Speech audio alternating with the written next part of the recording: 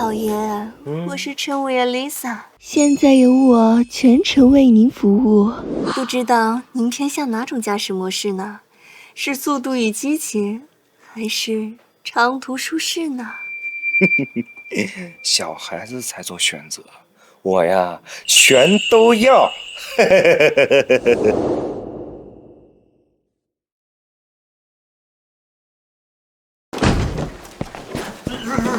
老爷，来！我靠，他妈谁？我这老爷，那何故殴打小的？你说何故啊？本机长正爽着呢，破坏我好事儿，你有取死之道啊！哎，看什么？老爷，打扰您是小的不对，哎，但是我们陈家园运到州府的500辆最新辆已经销售一空。哎，这里。多少辆300辆。送钱怎么不早说呀？你先走吧，快！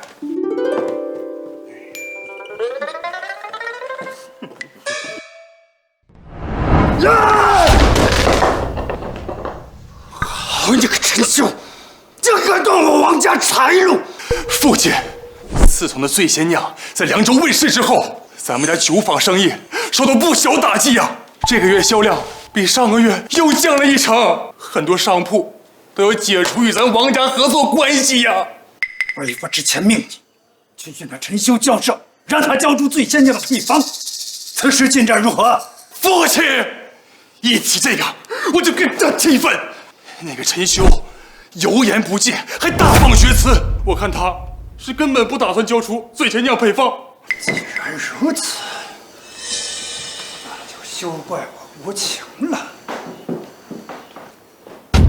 为父记得有一批河州灾民逃至景县，你让人去景县，给那些灾民散播消息，就说陈修要在陈家园赈济灾民，到时候数千灾民纷纷踏往陈家园，无论他陈修愿与不愿，他都必须开仓赈济灾民，否则这数千灾民的怒火，岂是他一个小小地主能够承受的？可是父亲，如果陈修选择开仓放粮，那咱们的计划不就落空了吗？这凉州9成以上的粮食都是我世家粮商把持，他一个小小地主能有多少粮食？只要你从中作梗，让那些灾民暴动，你再安插人手，把那陈修趁乱掳走，届时这醉仙酿的配方，不就是我们父子的囊中之物了吗？父亲英明，孩儿这就前往景县。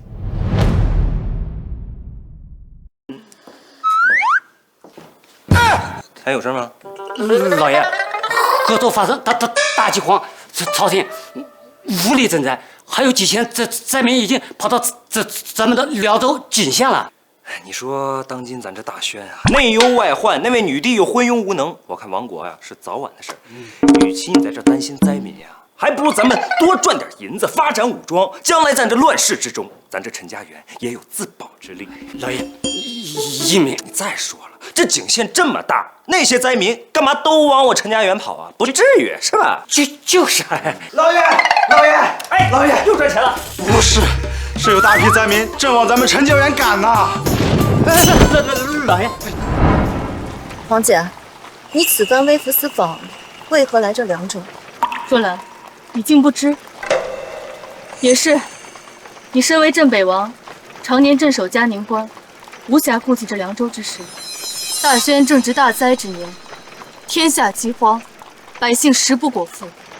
朕此番为调查凉州税收减少、人口流失严重现象而来，定要揪出这幕后真凶，斩首示众，以儆效尤。恰好若兰在凉州，所以朕才决定邀你同往，共查此事。原来如此，那些在国难之际从中作祟者，的确当诛。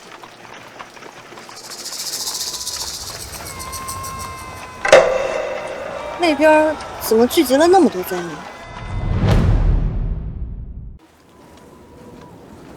黄姐，你看那边，这么多灾民，难道想聚众造反不成？这位姑娘说笑了。这些灾民啊，可都是奔着陈员外而来。你是？在下凉州王家王年，敢为二位。你刚刚所言何意？3日前，这陈家的陈员外准备赈济由这河州而来的数千灾民。这不，这些灾民得到消息，自然纷纷赶到这陈家园。天下竟然有如此高风亮节之人！陈老爷，哎，干嘛？陈老爷，你就收留我们一下。若那些为富不仁的世家豪绅能有这陈修一半风骨，我不是陈老爷，我们何惧这洪灾？天下灾民也不至于流离失所，饿死荒野。老爷，给我！老爷，姐姐所言极是，那些发国难财的毒瘤，我真想见一个杀一个，见一对杀一双。姑娘所言极是。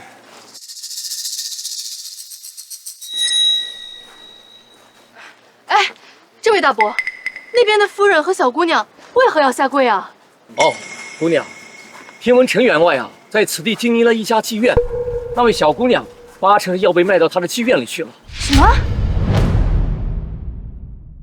你就收下我家肉鸭吧，我家肉鸭能洗衣做饭，还会女工，只要你给他一口吃的，不要饿死就行了。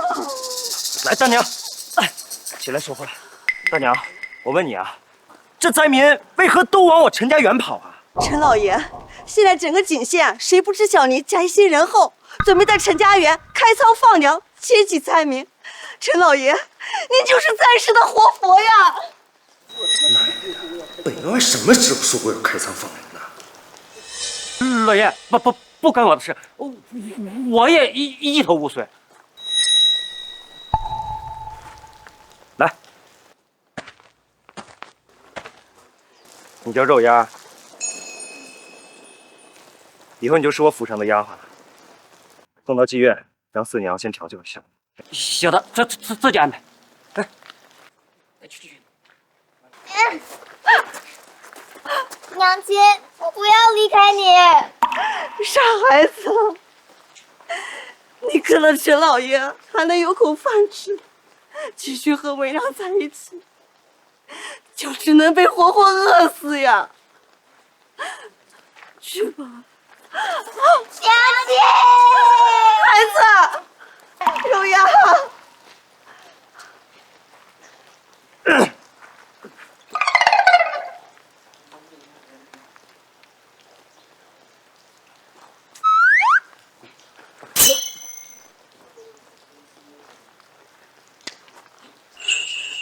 大娘，这是30两银子，赶紧拿着这些钱买点吃的去吧。多谢陈老爷，多谢陈老爷！千万别再跪了！大胆！光天化日之下，竟敢强买民女之妓院，真当没人治得了你吗？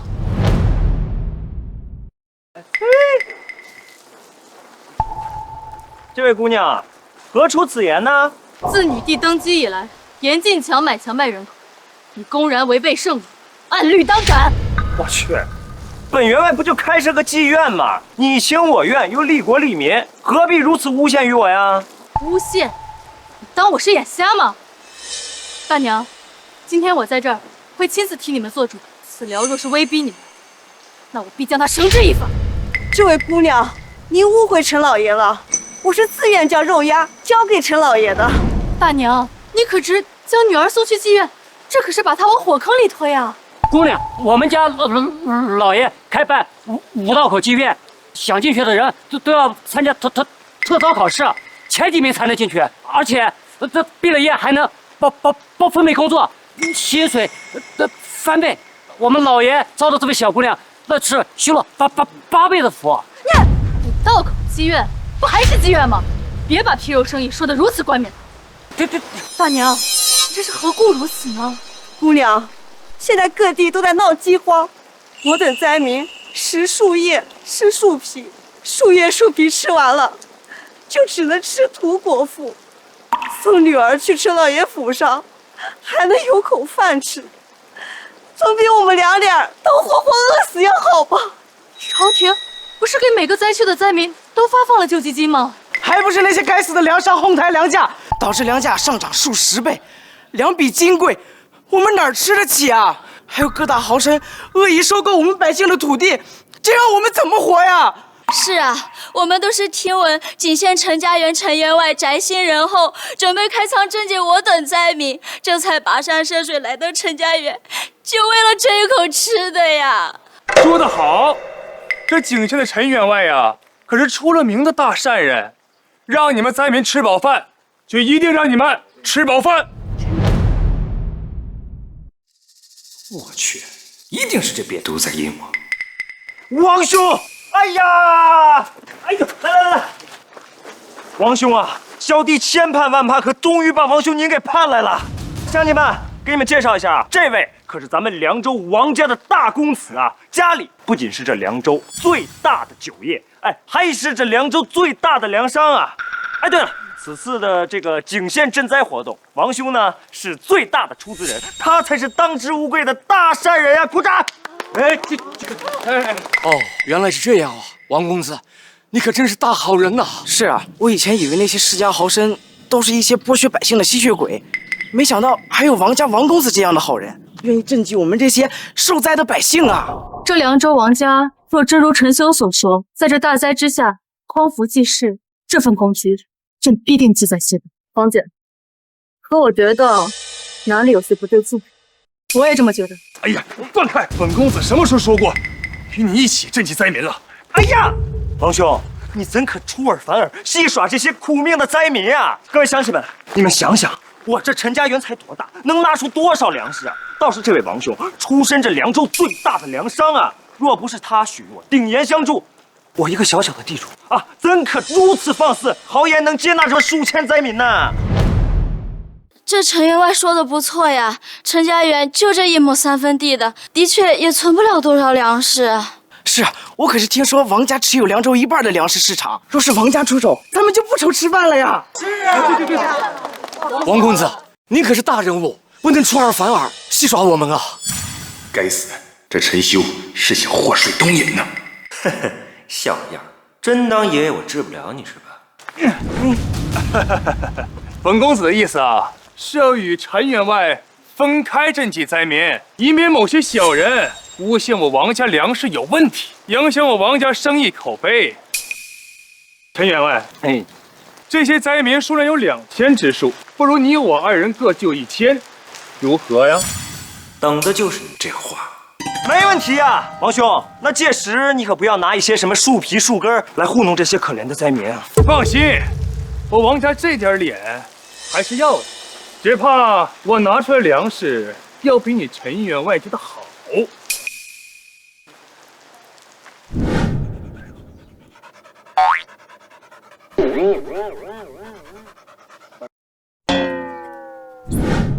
哎，陈员外，这下人笑是什么意思啊？看不起我王家吗？误会啊！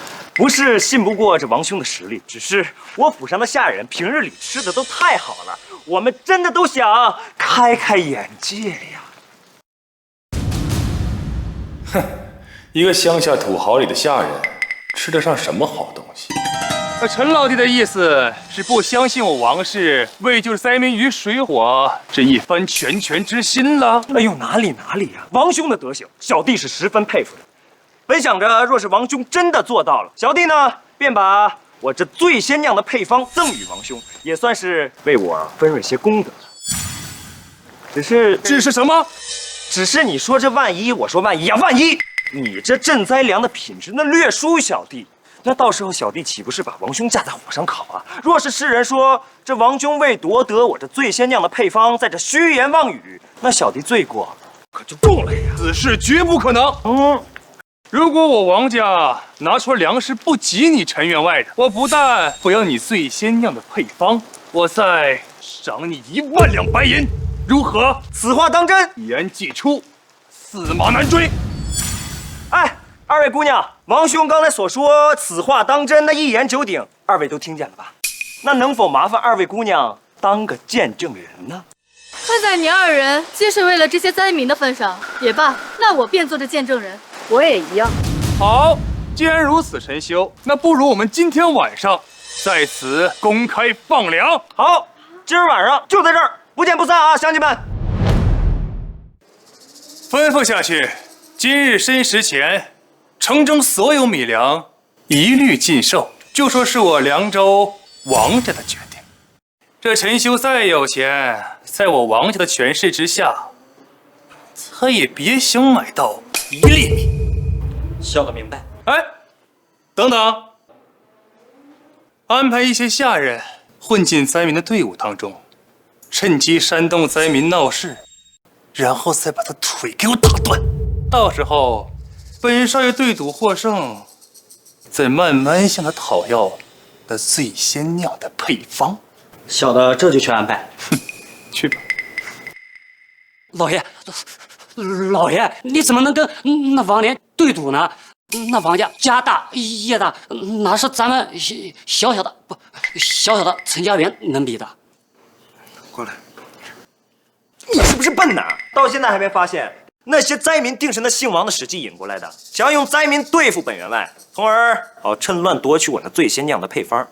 我若与之对赌呢，有2大好处：其一，他要是想赢得对赌，必定会让那些灾民吃上不错的赈灾粮，到时候本员外可以免费落得一个大善人的名声。这其二呢，你说那姓王的是不是傻呀？他既然答应，若是他输了，给我1万两银子，那我肯定卯着劲儿赢他呀。到时候非但赈灾1分不花，还能大赚一笔，何乐而不为啊？原来如此，老板牛逼。可是老爷，那王连肯定会花重金让灾民吃筹走。可咱们陈家园的库房粮食几无，今天30，我们怎么来赈灾？总不能让灾民吃麦麸吧？莫慌，我已经请来了名厨，到时候不赢都没天理了。名厨，老爷，恕小的多嘴。俗话说，巧妇难为无米之炊。那名厨再厉害，没有米也白搭。都说了莫慌莫慌的，老许啊，你到时候呢，只需要准备足够的沸水即可，其余的我自会安排。水？沸水有完没完？小的明白。陈兄，今天这米不好买吧？托王兄的福，这城中粮食一律禁售，我上哪儿买去？既然这样的话，那就把醉仙酿的配方双手奉上，以免这大庭广众之下丢人现眼。哎，王兄，此言差矣。谁说没有米，这灾就赈不了了？你还真是不到黄河心不死啊！今天我就让你输得心服口服。给我开！是米香，我已经好久都没有闻过米香了。这锅粥啊，肯定没少放米，不像朝廷发来赈灾粥，这稀的都能看出人影来。一锅粥还没10个米粒呢，没想到这种时候还能喝到稠粥，这王公子真是大善人呐！来，发下去。这不是粥，这是米饭呐！米饭，这真的是米饭！来，挡住啊！我没有看错吧？俺不是在做梦吧？我已经吃了3个月的草根树皮了。陈兄，听到了吧？莫要再说这是大灾之年，就是全盛之时，也没有几个地主家天天吃干饭。陈兄，你拿什么跟我比呀？这王年倒是挺舍得。如今这粮食稀缺，即便是这糙米，价格相对往年也要翻上10倍不止。看来这陈修是输定了。黄姐，我看未必。这陈员外明显看上去胸有成竹，说不定能拿出比米饭更好的食物。来，王兄啊，我以为你能给百姓吃什么山珍海味，你说你这家财万贯的，就让灾民吃着干米饭，我真是高看你。陈兄，莫要在此争口舌之辩，你不让本公子瞧瞧，你给灾民吃的是什么美味佳肴啊！我可听说了，你们陈家园已经没有米了，不过麦麸倒是剩了不少。你不会给这灾民们吃麦麸吧？你刚刚有一句话说的没错，我给他们吃的正是美味佳肴。来，请。康师傅。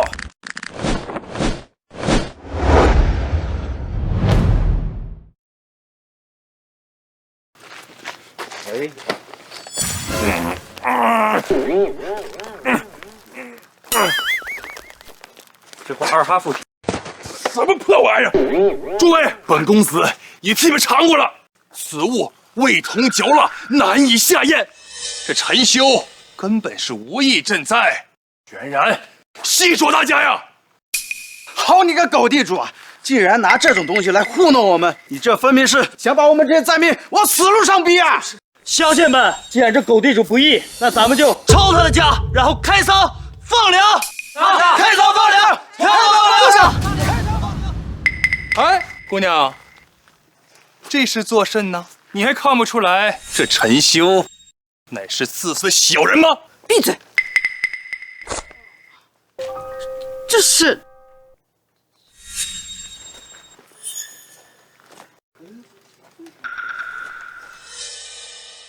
喂，乡亲们，此物名为泡面，是由上乘小麦面和独家秘方所制，仅需加入沸水和调料包，一盏茶的功夫方可食用。听懂了吗？这陈员外是仙家吗？你看陈员外手里拿那东西，指定就是传说中的仙物了呀！仙物啊！仙家！哎，不是，我给你们介绍它怎么吃呢，你们都给我跪下干嘛？都起来！起来！若兰，刚刚的声音宛若洪钟，莫非这陈员外真是仙人不成？黄姐，仙人之说虚无缥缈，我看倒像是河东地区流传的狮吼功，炼制大圆满，清霄之下犹如迅雷疾驰，声闻数里，令敌肝胆俱裂。看来是朕小瞧他了。哎，都愣着干啥呀？来，就你来。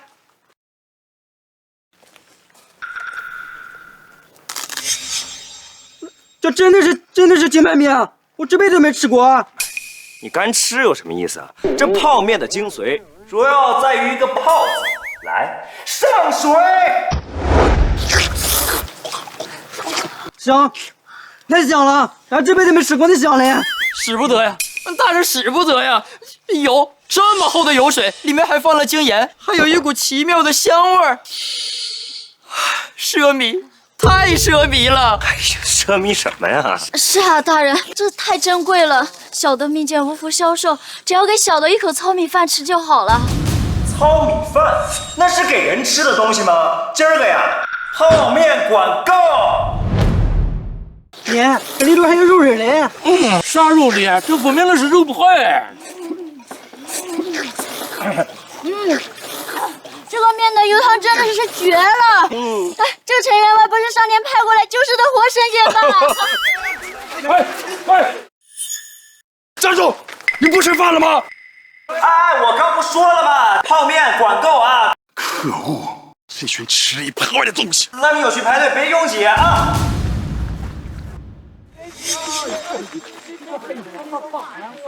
哎，你的。我们也有份。见者有份嘛。算你有心，黄姐。你的。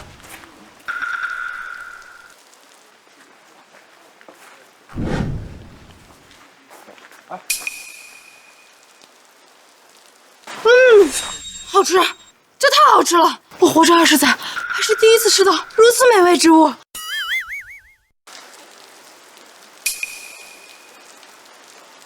你都可放置多久？你说保质期吧，放个1年半载都没什么问题。1年半载，你所言非虚。当然了，若是军中能配备这泡面，即便在天寒地冻的恶劣环境下，也能迅速果腹。此物战略意义重大。不瞒陈员外，我与佳姐乃是来自京城的皇商，我觉得你这泡面很是不错。这泡面配方，陈员外卖吗？原来是皇商啊！我说这打扮的怎么那么像？卖，当然卖，但是这价格……价格好说。行，那改日到我府上，咱们再议。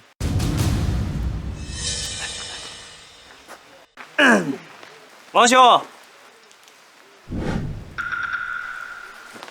这是什么意思？陈员外这泡面，无论是口感还是品质，都远胜你的糙米饭，所以这场比试是你输了。这不可能！哎，王兄，你什么意思啊？你该不会输不起吧？这可是有见证人，还有这么多百姓都看着呢。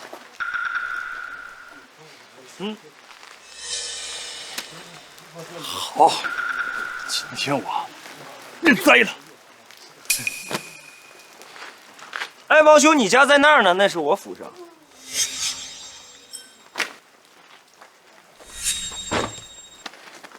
王兄，那你慢走啊，我就不送了。老爷，老爷，说，老爷，发财了！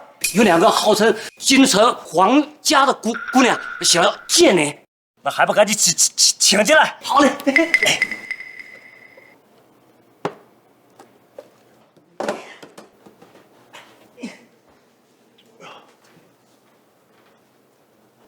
2位姑娘，在这儿呢。陈家园陈修再次见过2位姑娘。你俩不做个自我介绍啊？李若兰，这位是佳姐李萧月。兰兰，月月，名字真好听。来，坐。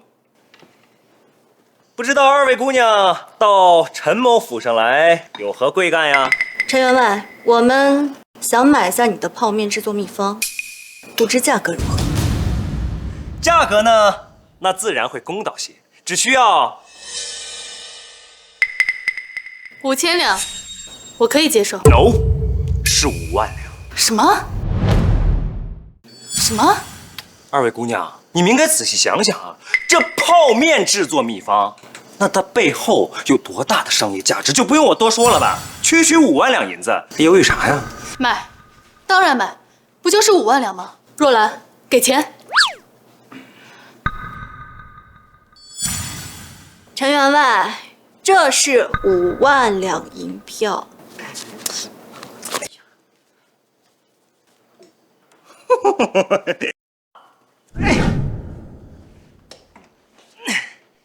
秘方嘛，理解一下啊。来，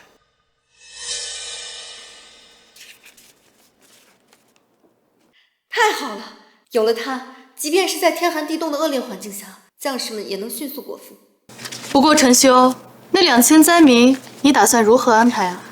谁叫本员外心善呀？饿不死，我让他们以工代赈。陈员外果然大慈大悲，天下间若如你这般的人再多些，那些灾民也不至于四处流窜。当今女帝为此更是心烦不已啊。不过，以工代赈是何意啊？就是他们给我干活，我包他们吃住，大厂嘛，一向如此。若当今女帝以工代赈之策收容灾民，赈灾同时还能让灾民参与各类工程修建，岂不是两全其美呀？没看出来啊，一点就透。你别叫皇上了，你干脆直接叫皇上吧。哎，你跟咱们那位大宣女帝相比呀，简直是云泥之别。咱这大宣呀，迟早败在他手里。什么？你说当今女帝无能？我说女帝，你急什么呀？莫非你是女帝脑残粉？你敢在我面前大放厥词，信不信我让官府拿了你？不，我说这些是有依据的。就拿我这陈家园来说啊，这么多灾民四处逃窜，他不管，哎，那他至少管自己的朝内事啊。朝内这么多大权都在那世家大族手上，别忘了，这外头可还有那北环一族虎视眈眈的盯着呢。照这么下去呀，国威呀！陈员外，当今女帝登基之时，这朝中格局早已固化，那些灾民也是因为国库空虚无暇顾及，女帝也是心有余而力不足。话呢虽如此，但是啊，这世事皆是结果导向的。现在百姓眼中只有这朱门酒肉臭，路有饿死骨。你们想想啊，几百年以后，同学们翻开历史课本，读到我大宣这一刻，必骂是女帝。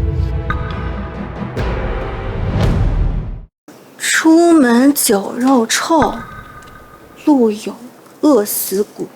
不过短短数十字，便道尽了这黎明疾苦。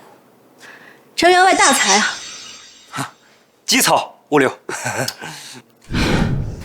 我大宣百姓确实困苦，但当今女帝应当如何自处呢？你这入戏还挺深呐，真当自个儿是女帝了。其实呢，女帝遇到的这些问题啊，对于本员外而言，那都是小事，那又如何呀？本员外只想做一个逍遥小地主，真的不想去朝堂上跟他们明争暗斗的，没劲。世家把持朝政，国库空虚这两大难题，一直都是当今女帝陛下的心病，岂是你空口无凭便能解决的？我空口无凭。这样吧，看在你们二位今日花了钱的份上，我给你们说道说道。老许，来了嘞！老爷有何吩咐？过来。老爷，这去。陈员外，你这是做甚？你的计策呢？哎呀，月月姑娘，莫急莫急，稍等片刻便是。来了。这是……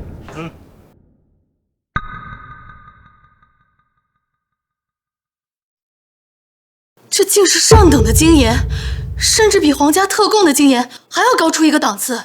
这精盐价比黄金，却极为稀缺，如何解决这国库空虚的难题啊？若是本员外说这精盐能无限量提供呢？什么？什么？哎，荒唐！这精盐珍贵异常，你却说能无限量供应，你这是欺君！你这是死罪！不，放眼整个大宣，那只有我一人精通这制盐之法啊！而且我自己开作坊，自己做盐，自己卖，我何罪之有啊？哎，方才可是你们俩让我什么解决国库空虚的问题呢？我这才说一件，你直接给我拔剑，我还这还意见呢，我不说了。你刚刚所言为真？真，比黄金都真。不过眼见为实嘛，哪天有机会带你们去这个我的五道口妓院开眼界啊！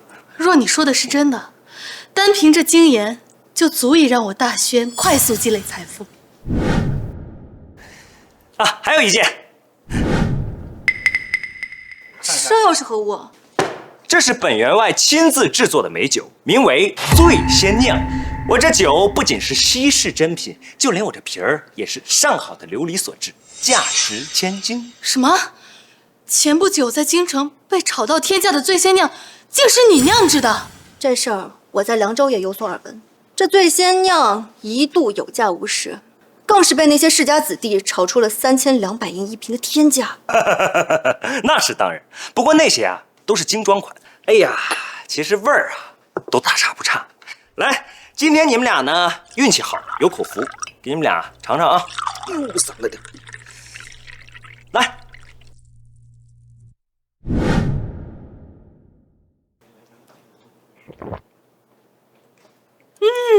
这酒够香，够劲儿，够霸道。有那么好喝吗？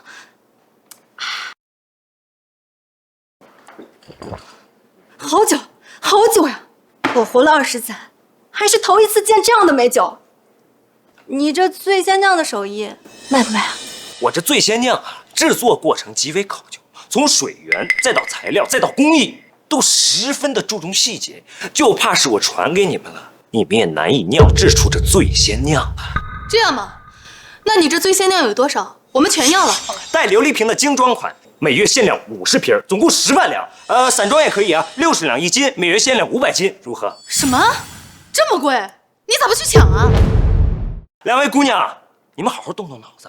我这酒现在可是供不应求啊！你们买了之后到京城转手一倒卖，那便有1大半的利润。若不是看在你们俩是皇家的身份上，能省去很多麻烦，亏本的生意，你们觉得本员外会做吗？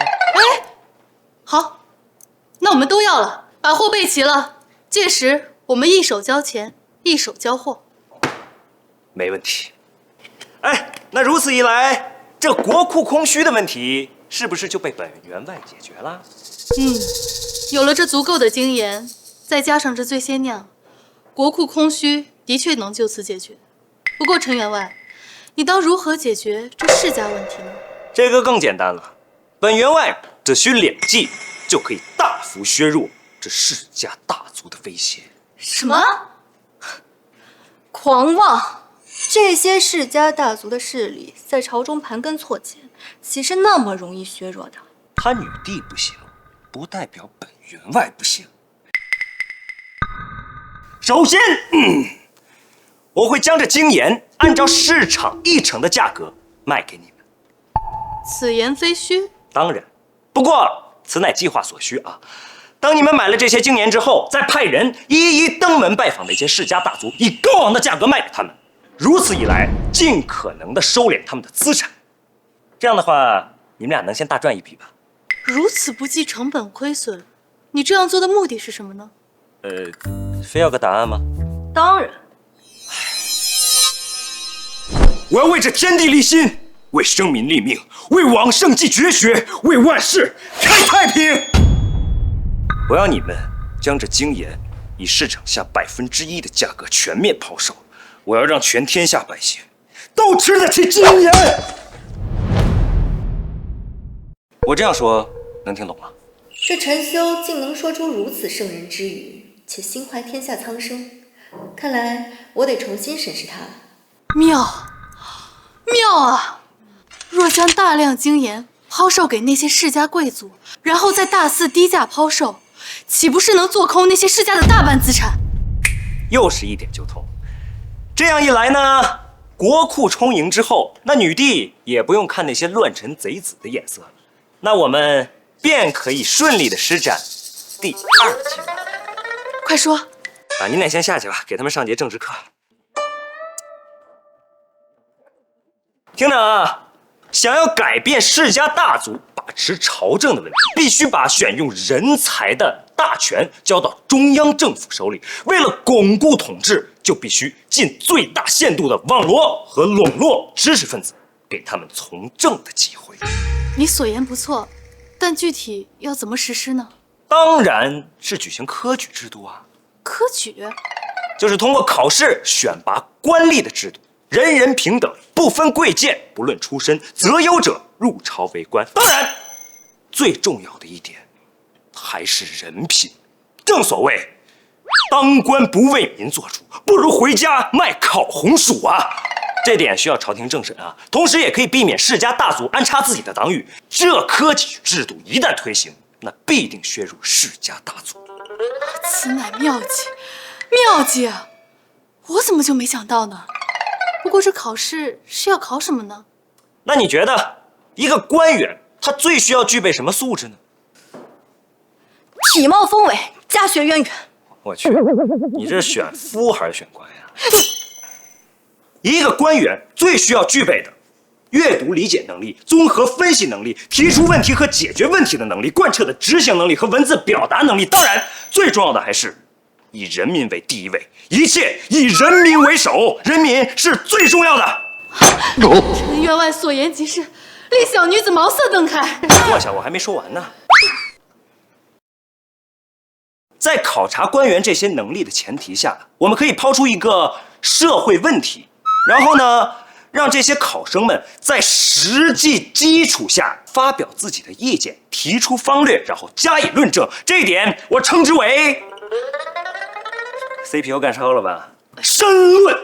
此乃先策呀！若我大宣采用此法，必能在民间筛选出可用之人，世家把持朝政问题可解。老爷，一村楼的花妈妈已经到达陈家园了。花妈妈来了，那我得赶紧跟她把合同拟了。那些清官人的姿色可都是一绝。来，还你。陈修，没想到你是这种人，看来是我看错你了。我哪种人啊？我请那些清官人啊，是邀请他们参加我时装秀的。本员外可是高尚之人，纯粹之人，思想岂能如你一般龌龊呀？你罢了，那个本员外也不是个斤斤计较之人。那我得先签份合同，先失陪了啊。哎，对了，你俩要是没地儿去，那陈家园客栈是我开的，报我名字，免费住啊。先失陪了，回见。住不了钱，吃喝都往死拼。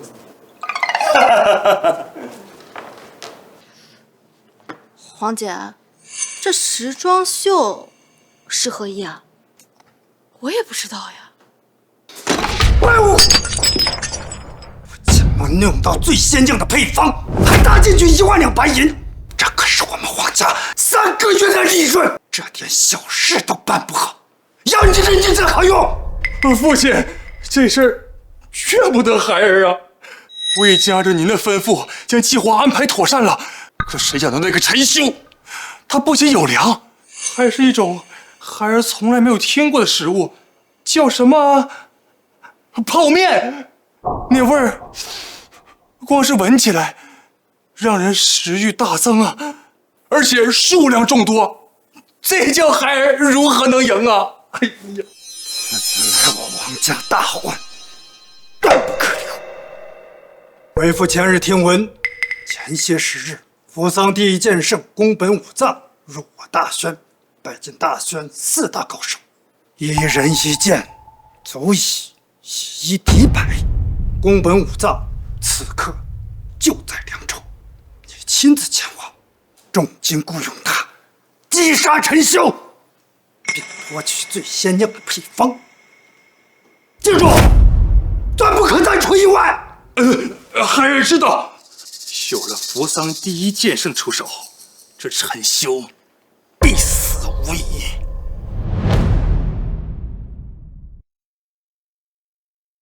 没想到陈修竟然真的收留了这2000灾民，还为他们提供了名为帐篷的居所，每日提供3餐。放眼这天下，恐怕也找不到如此善人了吧？黄姐，这位陈员外还真是能给人惊喜之人。这样的人才，若能为我大轩效力，那我大轩必将恢复昔日光彩。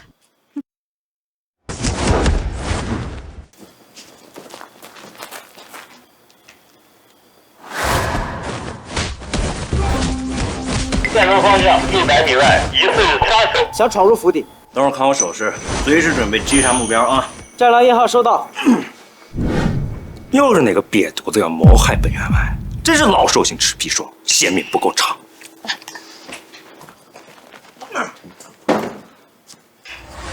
若兰，你这是做甚？这陈修能将活人收入怀中，定是那仙人无疑。既然他不愿暴露身份，若是我们当众撞破，恐怕是祸非福。也是，朕可从未想过，这世上真有仙呀！目标出现在西侧屋檐上。阁下，何必藏头露尾啊？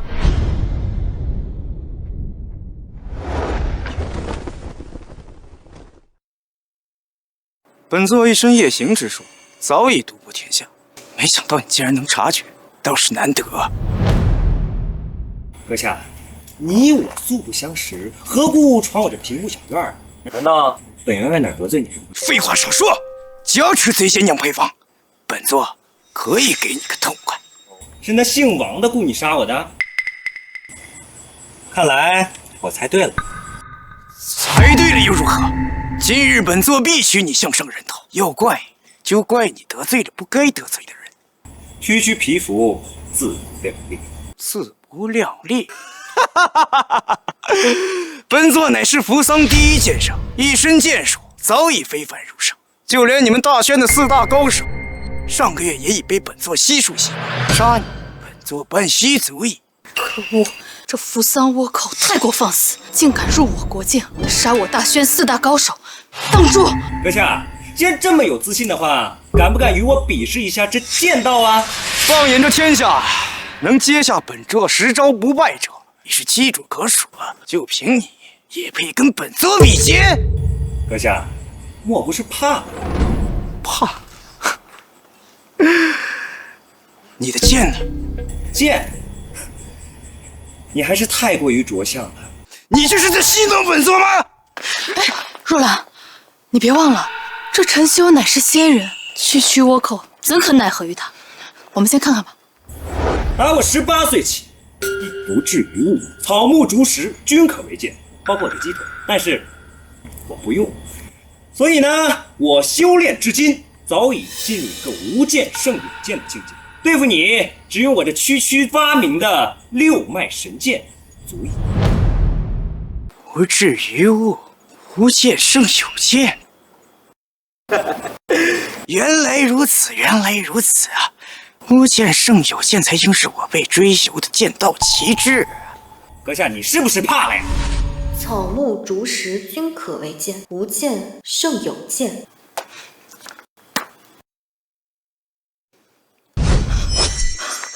我突破了！单凭着剑道圣言，便让我突破了宗师之境。这陈员外莫不是传说中的剑仙不成？哈，如此境界，本座穷其一生都难以达到。就凭你个毛头小子，也不知道是从哪位前辈口中剽窃几句，就在本座面前狐假虎威。不过，看在你这剑道圣言的份上，本座可以给你留个全尸。小鬼子，我劝你赶紧把武器放下，赶紧投降，这样我还能给你争取一个劳改的机会。否则，我这六脉神剑一下去，你定死无葬身之地。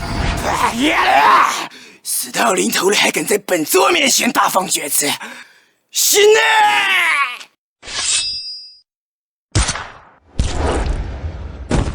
扶桑第一高手就这么死了？陈员外果真是剑仙，一击便杀灭这扶桑剑圣，如此境界，必是当世第一。老爷，来了。无敌真是寂寞如雪呀！哎，这啥意思啊？多谢前辈点拨针。刚刚前辈所言，乃是剑道圣言。若兰从中只是悟得了一二，便突破了宗师之境。若非前辈点拨，若兰恐怕10年都难入宗师之境。有没有搞错？本员外就装个逼而已。妹子，你就跟我说你突破了，还是宗师之境？要是真如此，本员外早就已经是陆地神仙了吧？哎，若兰姑娘，不必多礼，是你自己的造化，跟我真没啥关系啊。若兰，你真突破至宗师了？是的，皇姐。如今我所修剑道已经达到了宗师之境，多亏陈前辈点拨。太好了！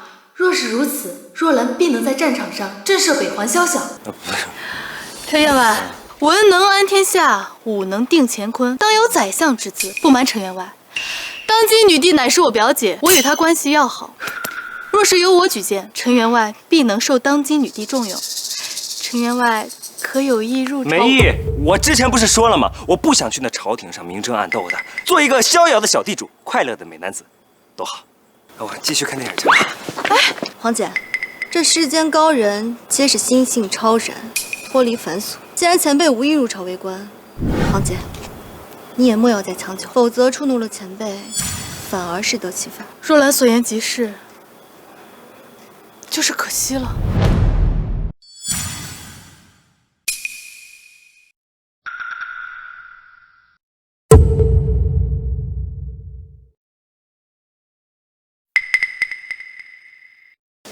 事情办得如何了？父亲，启禀父亲，暗杀陈修失败，宫本武藏身死。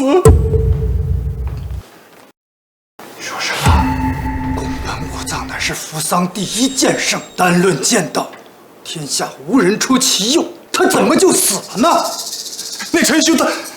继续说。那陈修武功高于宫本武藏，据说宫本武藏死于陈修的绝学六脉神剑之下。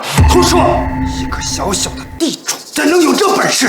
情报的确属实啊！据说那陈修已经把剑术练到极高境界，宫本武藏还未出手，就被陈修一击击杀。那陈修当真如此厉害？千真万确，孩儿已经反复核实了。父亲想用暗杀来抢夺醉仙酿，恐怕是不可能了。父亲，难道我们就要放弃了吗？放弃？哼！你以为那陈修猜不出是我们王家对他出手吗？这般高手若要报复，后果不堪设想。所以，我们必须要先发制人。为父记得，凉州附近有一大帮四处游荡的北环匪徒。这样，你亲自前往，重金雇佣他们，命他们设法灭杀陈修。那孩儿该怎么做呢？你只需让人去陈家园绑架人质，然后再威胁他带上最鲜酿的配方前往设伏地点，这样就可以一石二鸟。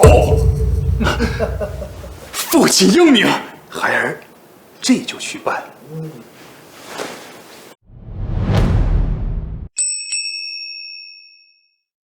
若兰，别修炼了。陈员外要邀我们今日去参观他的五道口妓院。朕听闻，无论是那醉仙酿，还是那精盐、泡面，皆出自于五道口。朕早就想去见识一下了。也好，前辈一言一行皆有深意，对我修行而言大有裨益。黄姐，何时动身？就现在。这就是五道口妓院，也没什么特殊之处嘛。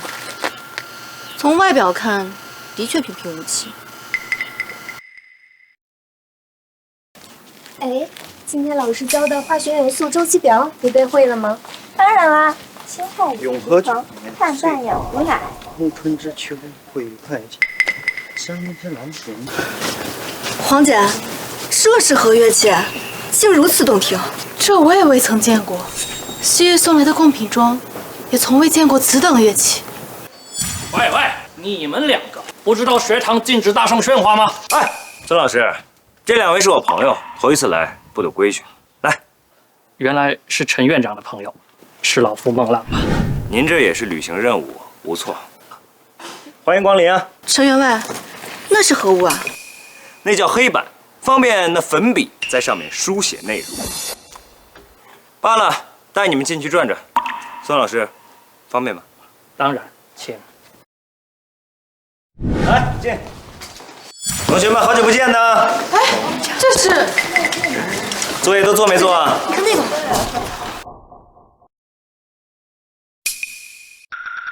院长是院长，院长来我们学院。哇，院长好是英俊。听说院长还未婚配，若是……哎呀，你这妮子想什么呢？若是能顺利的从五道口妓院毕业，那便能进入院长的产业工作。据说年薪都100两银子起步呢。快上课！来看好了，这个就是黑板，这个呢就是粉笔。啊，对了，孙老师，咱们这节什么课啊？陈院长，这是数学课。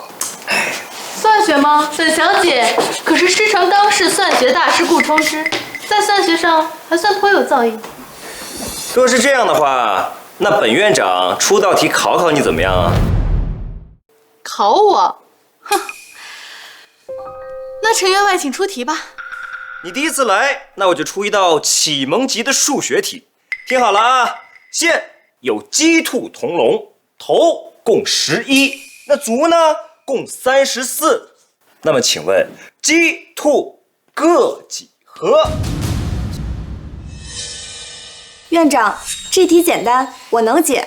哎呀，咱们预科班同学的能力，本院长自然是相信的。但这题呀，还是请我们月月小姐作答吧。你说这叫启蒙题？啊，此题极为复杂，即便是我，若没有盏茶时间，绝无可能演算出来。这位姐姐，何须一盏茶的时间？时息足矣。这怎么可能？即便是我家师顾冲之在此，也绝对不可能在10期之内解答出此题。罢了，若是如此，那就麻烦这位同学给这位小姐写一下演算过程吧。来。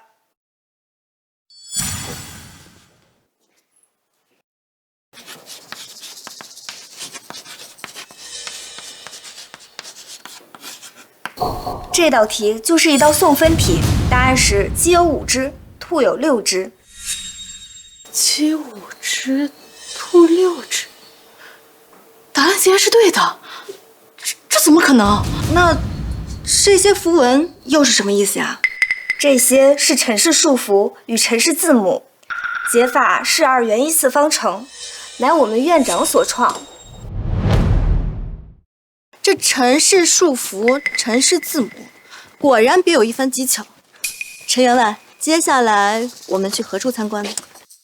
我这五道口妓院分别设有医学部、工学部、酿酒部、纺织部等多个部门。下一站带你们去这纺织部逛逛吧。纺织部不就是裁缝吗？哎，非也啊，我这纺织部和其他的纺织部可不一样哦。哎，到了你就知道了。走。哎，小姐姐们忙着呢。四娘，四娘见过院长。这二位是？哦，这二位是我朋友，头一次来，我带他们参观参观。这衣服如此暴露，大庭广众之下能如此穿着吗？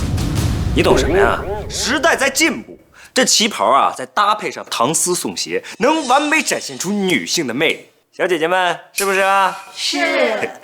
等这次时装秀之后啊，本院长就打算把这件衣服限量售卖，每件50两。什么？这么贵？哪有冤大头愿意花这冤枉钱买这种衣服呀？这位姑娘，你这就说错了。我们陈家园纺织厂的一大半订单，早就被凉州的各大青楼、酒楼的客户提前预定了，根本不愁销路。大什么大？呀，大事不好了！就在刚刚，我们妓院预制科的2个女学员被一大群绑匪给绑走了，还特意留了一封信给老爷，怕是来者不善。吾等乃北华好汉，今日绑你陈家园2名女，若欲保其2女性命，陈员外须于明日酉时携醉仙酿配方前往景县南郊。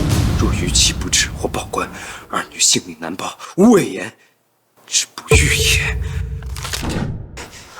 敢绑我学生，想死，我成全你们。这北莽马匪大多流窜在凉州境外，是如何知晓陈员外醉仙酿一事的吗？若兰姑娘，你有所不知，之前的姓王的想夺我醉仙酿配方，派一个什么鬼的剑圣要杀我。是扶桑剑圣。哎，那不重要，重要的是这次我的学生被绑，肯定也是这姓王的从中作梗。而且这次恐怕他不仅想取我醉仙酿配方，还想在景县南郊做局杀我，好一个一石二鸟之计。什么？这王家竟敢如此胆大包天！胆大包天？我告诉你，如王家这般的世家，背地里的所作所为，可能比这过分100倍、1000倍，甚至万倍。陈员外，那你打算怎么做呢？这流窜在凉州境内的北莽匪徒有数千之众，王家若想杀你，那定然会在暗中埋伏大量杀手，此行定然凶险万分。一群跳梁小丑罢了。本员外谈笑间强弩灰飞烟灭，有何惧言啊？不过今日确实陪不了2位。老许，伺候好。是，老爷。帮我学生问我特种大队没？哎，你们俩怎么也来了？陈员外，我和黄姐是担心你的安危，不放心，所以才……是啊，如今若兰已是1品宗师，可一气破甲200，对付等闲几10个莽匪，还是绰绰有余的。都有事儿干。哎，那你呢？我？好不走。停！立正，向左转，向左看齐。停！立正。大人，特种部队集合完毕，请指示。哎呀，好，等会儿啊，这步兵小队负责火力压制，工兵小队呢负责布置地雷，准备随时布置地雷啊，随时狙击敌方退路。这防暴小队呢，随时准备冲锋解救人质。一旦发现这莽匪威胁人质安全，看我手势，立刻将其击毙。听见没有？是。令行禁止，动辄成军。没想到陈前辈这统军之法竟如此高明。过来，拍张照片。3、2、1，开始吧！开始行动！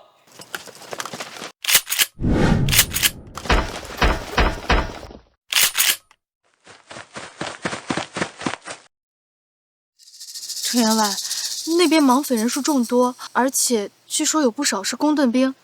虽然你武功盖世，但是想要凭这些同时对付那么多莽匪，这恐怕也……区莽匪罢了，在我现代化战争面前，根本就是不堪一击。你们俩看好了便是。往南。是。哎，大人。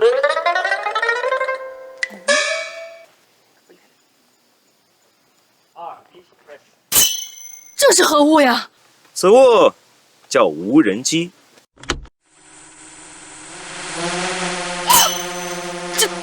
这只鸡居然能飞这么高！这可是侦察神器，可以料敌先机，提前布置作战计划。来，你们俩看看这是啥？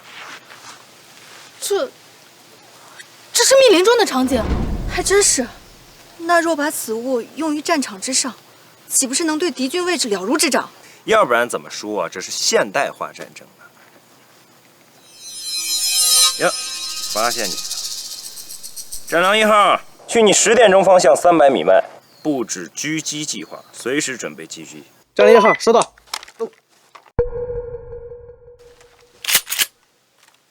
战狼1号，你就位。接下来咱们就可以瓮中捉鳖，解救人质了。哦，可是回首脸，那个程员外来了，还带了人。他报官了？没有，他没有报官，而是带了几个学生正在营外候着呢。陈修不会以为带着几个学生就能抵挡我莽军吧？啊！王公子，陈员外已入局，他必是必死之躯。巴图鲁，杀陈修是其次，夺得配方才是重中之重。事成之后，本公子答应的1万两白银，1分都不会少。好，事不宜迟，我们这就活捉陈修。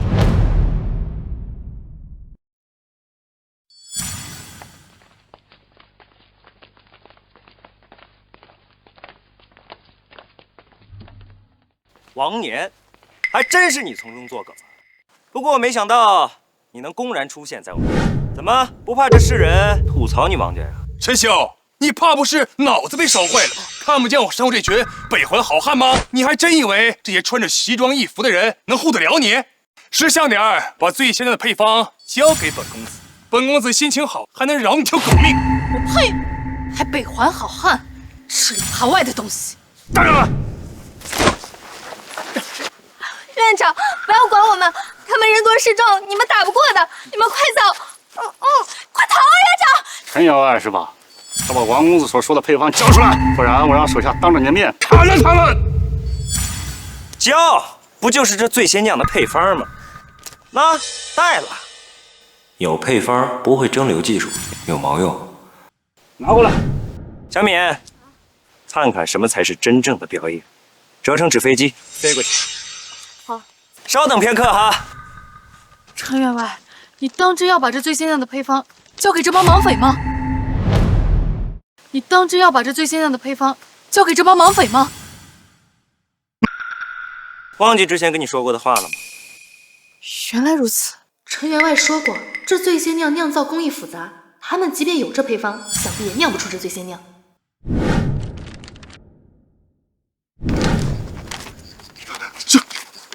这真是最先进的配方。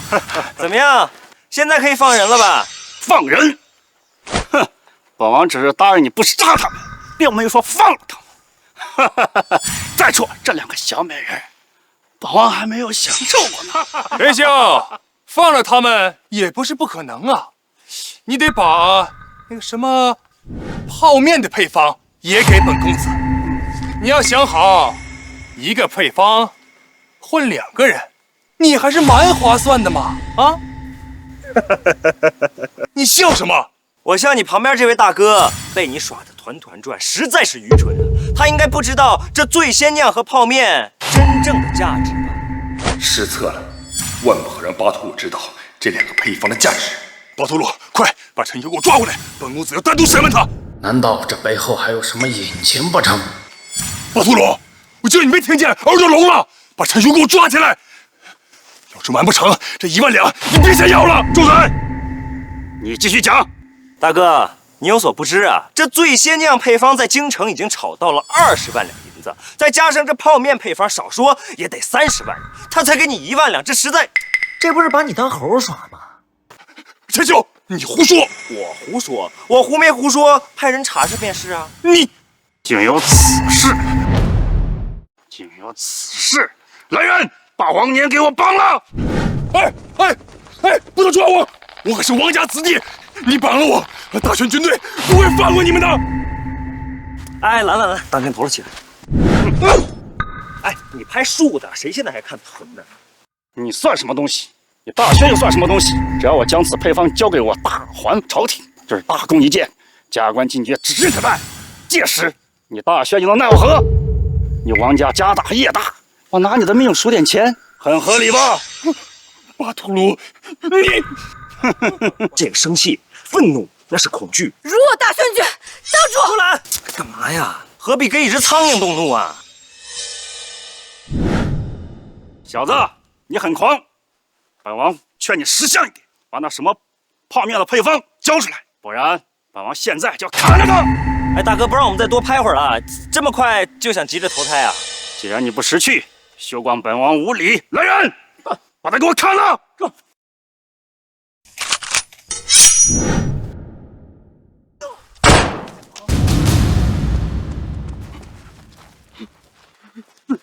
六脉神剑，传闻果然是真的。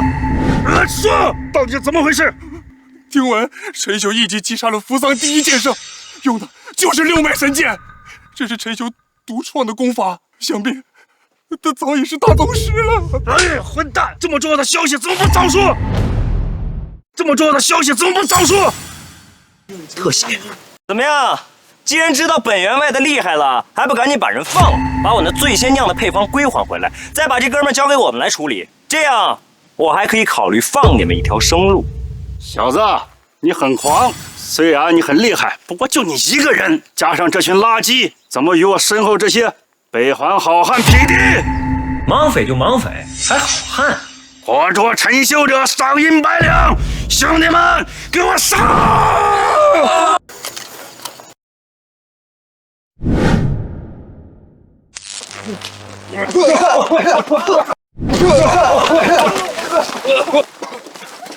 小敏，安抚一下。好。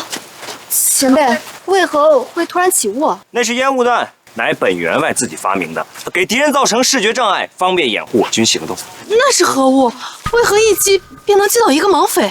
那叫电棍，可以相当于法器，可召唤雷霆之力。我放箭！给我放箭！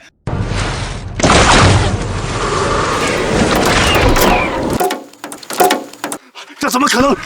弓箭怎么没有用？巴图鲁，你不要怕，他们人少我们人多，一起上，他们遭不住。有道理，兄弟们，给我上！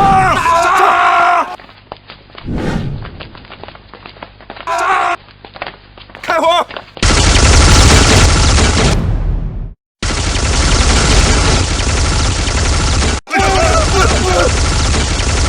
这是什么？就瞬间要了我兄弟们的性命啊！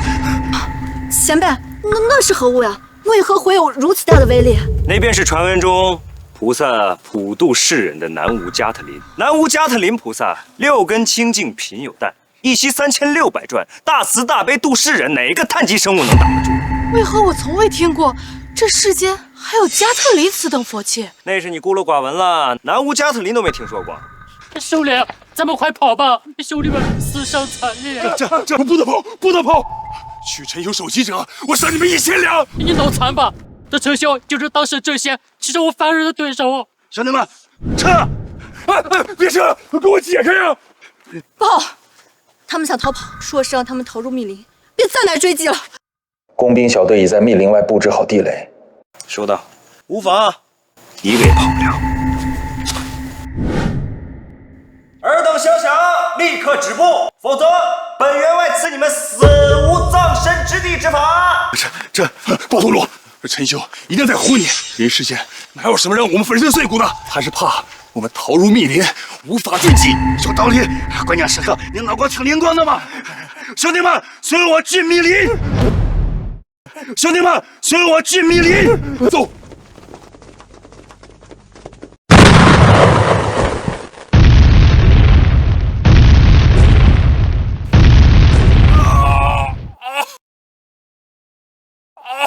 好疼啊！这威力震天，前辈，你是如何做到的？佛曰：不可说，不可说。陈前辈真乃仙人也。陈前辈，你这加特林卖不卖啊？不。若有了这加特林佛器，我大宣何惧这北环蛮夷？不，这可是菩萨赐予我的缘分，你我非亲非故的，我怎可将这段缘分分给你呢？哦，朕懂了，陈前辈的意思是，想要这加特林佛器，就得和他沾亲带故呀。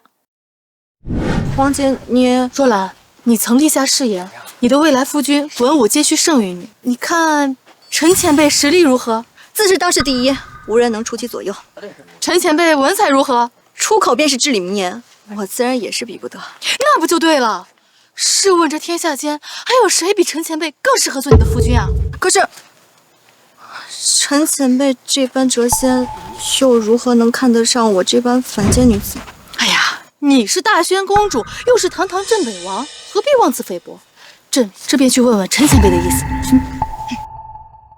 陈前辈，哎，我将我家若兰嫁给你如何？啊！我将我家若兰嫁给你如何？啊！你所言非虚。当然，而且我家若兰也同意了。怎么，你不愿意？我愿意，毕竟本员外还尚未娶妻嘛。我家若兰可是京城第一美女，德才兼备，以后陈前辈，不是妹夫，可莫要辜负我家若兰呀。这个放心，她如果成为本员外的妻子，我肯定会好好待她，不会让她受委屈的。好，既然如此，那我们以后就是亲家了。那这加特林佛器，既然如此，那本员外就以一把加特林作为迎娶若兰的聘礼吧。一言为定。哎，走，看看那姓王的。哦，对，对啊，对啊！哎，给白他妈横着路竖着，从这个微表情再到肢体，每一个动作，哎呦，这都是疼痛，这都是表演的，学到了吧？大人，此人便是幕后真凶，您看该如何处置他？此人罪大恶极，剁碎了喂狼吧。是。不要杀我！不要杀我！给我个理由。我要钱，我想要很多很多钱，我都给你啊！行，那你回府上派人送10万两银子过来了，记住，要说是那莽匪干的啊。这10万？怎么嫌10万两少了？不少，不少，不行。回头让下人打扮成莽匪的样子去领钱。是。我告诉你啊，这10万两银子，除去我这次军火的开销，剩下的我会全去拿去赈灾，这也算是为你王家积德了，听见没有？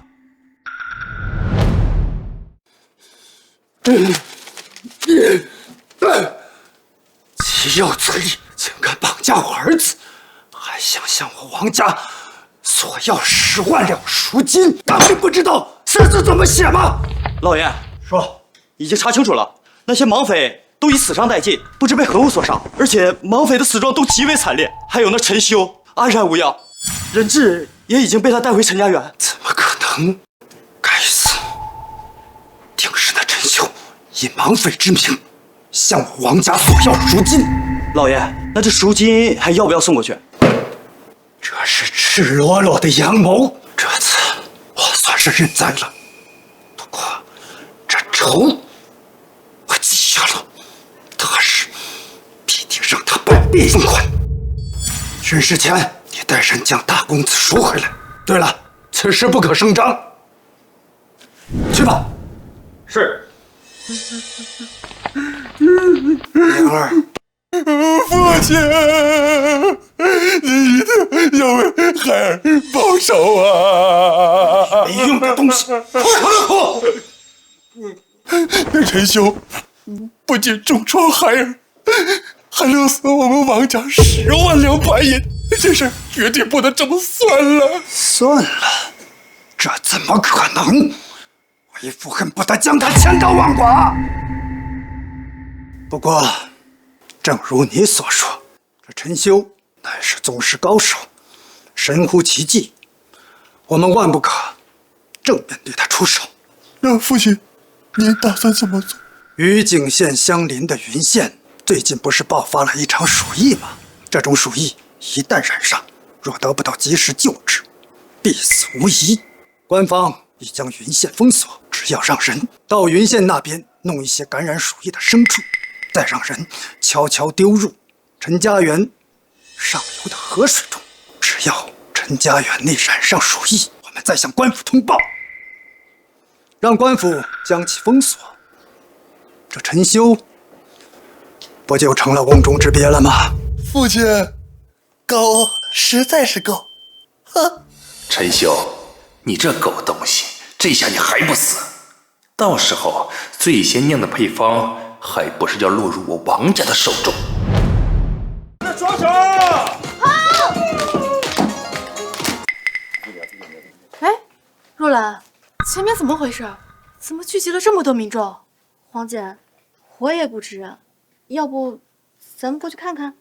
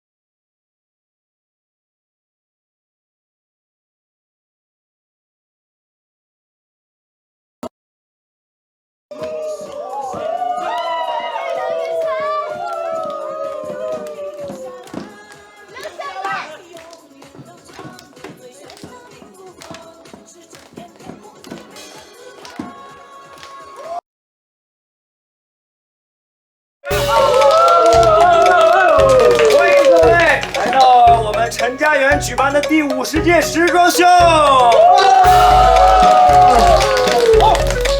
接下来，让我们有请来自宜春宴的3位选手们。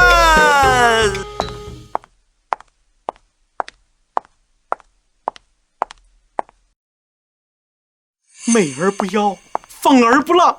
待会儿一定要给我家夫人也买几套这个旗袍。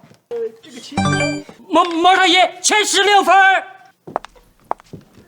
若是穿上这旗袍，我家那死鬼还不得被我迷得神魂颠倒啊！模特儿79分。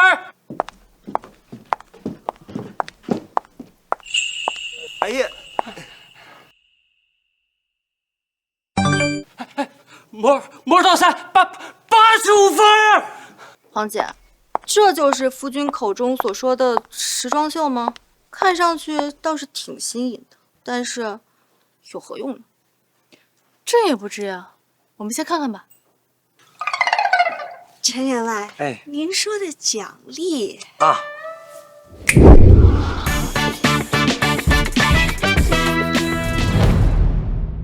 花妈妈还满意吗？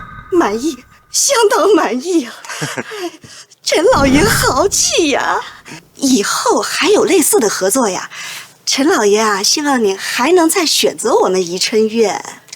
那是当然的了，多合作。你们呢？多谢员外厚礼。不必多礼啊，这都是你们应得的。哼，用昨天喝剩的3个啤酒瓶当奖品，请到宜春院的头牌参加这场时装秀，还真是划算呢。陈员外，哎，这3位啊，可都是我宜春院的头牌姑娘，身姿曼妙，色艺双绝。老爷若是看上谁，我亲自说媒，将她许配给老爷，可好？他拒绝。陈员外他呀，已经有未婚妻了。陈老爷，这是花妈妈，我和若兰呢，确实已经定下婚约。那您的一番好意，我心领了。啊，是这样吗？啊，那是我弄冷了。夫君，哎，你办这时装秀是何用意啊？当然是宣传推广，打开销路啊！来，发财了！刚刚第一批300套旗袍已经销售一空，而且各县的客商都有很强烈的购买欲望呀！你看看，只要一宣传推广，银子不就来了？今天这茶呀，它有助于减肥，大姑子可以多喝点。老爷，不好了，不好了！什么不好的呀？没看到本员外正跟2位贵客交谈甚欢吗？来我陈家园的灾民中，陆续出现了瘟疫，严重的已经卧床不起。还有什么？还有京城官府不知从什么地方得到了我陈家园瘟疫的消息，带兵围了陈家园。此消息属实吗？绝对属实。好端端的，陈家园怎么会有瘟疫？云县最近刚刚爆发了一场鼠疫，会不会与这有关？可是黄姐，云县那场鼠疫规模并不大，而且已经被官方给收治住了。这感染者都会被统一收容，按理说不应该波及这景县偏僻的陈家园才是。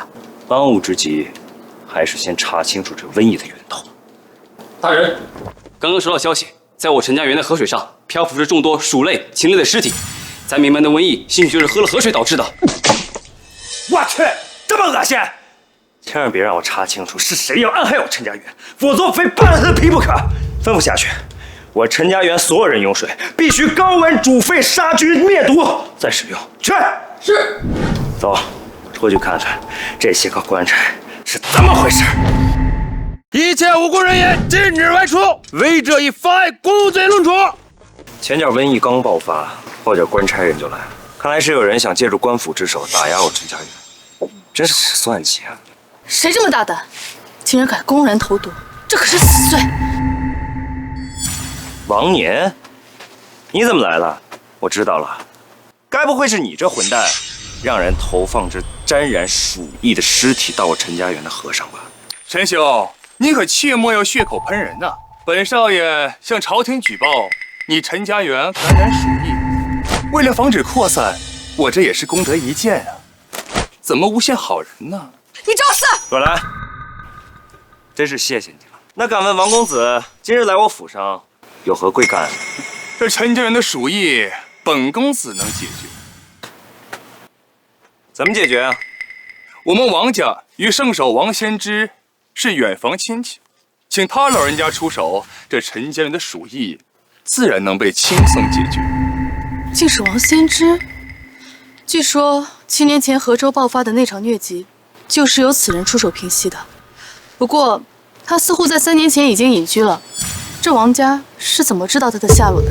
我王家与王圣手乃是远房亲戚，当然知道他的下落。说吧，要我付出什么代价？我要你陈家园所有产业。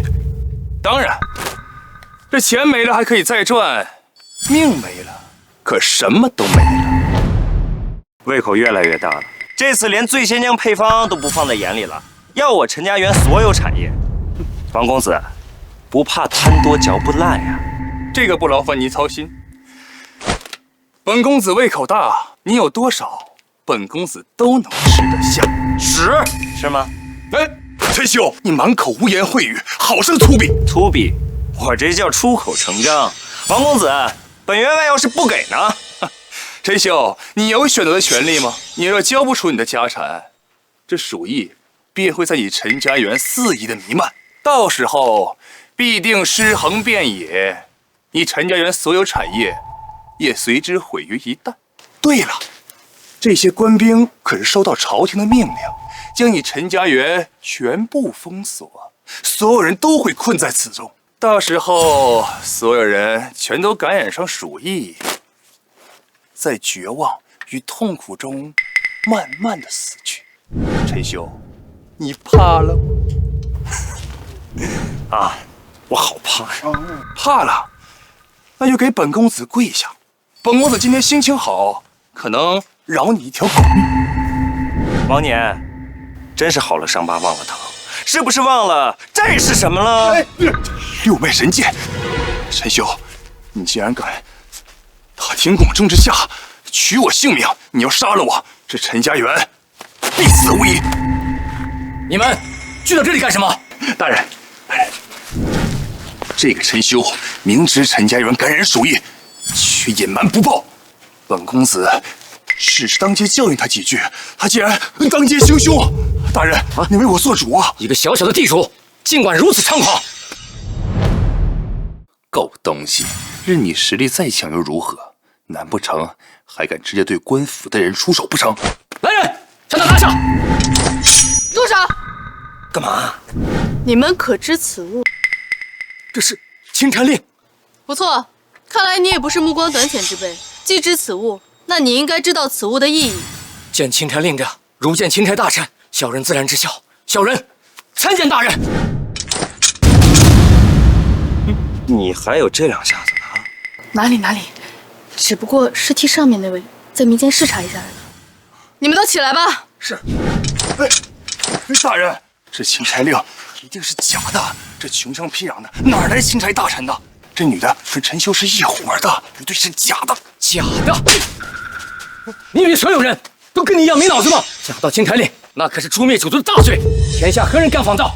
陈家园鼠疫一事，乃奸邪小人故意将感染类的鼠类家禽投至陈家湾河流，致河水感染后，再被灾民们饮用所致。既有此事，那放毒之人真应该千刀万剐，凌迟处死。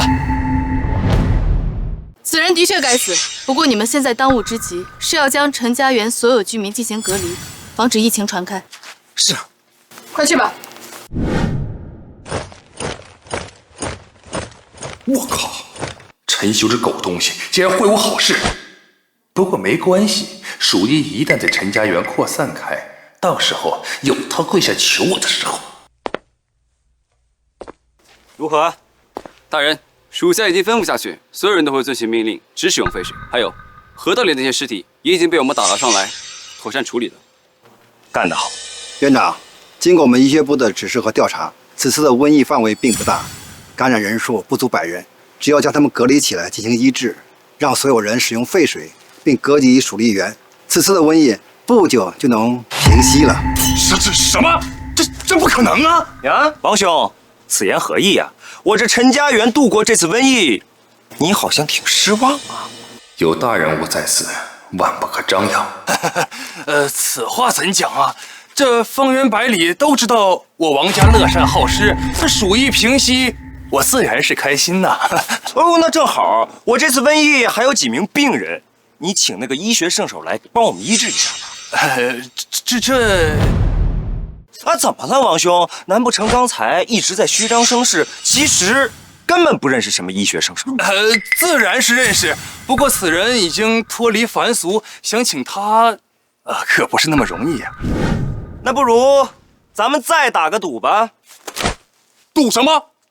你说也巧了，我这五道口妓院的孙医师也是艺术高超，让他与你口中那位医学圣手比试一下如何呀？院长，哎，听我的就是。而且你不是一直想要我那最先酿的配方吗？如果赢了的话，那要是输了呢？哦，你刚才不让我给你下跪吗？你输了你也给我下跪，外加88个巴掌。你说什么？怎么？怕了？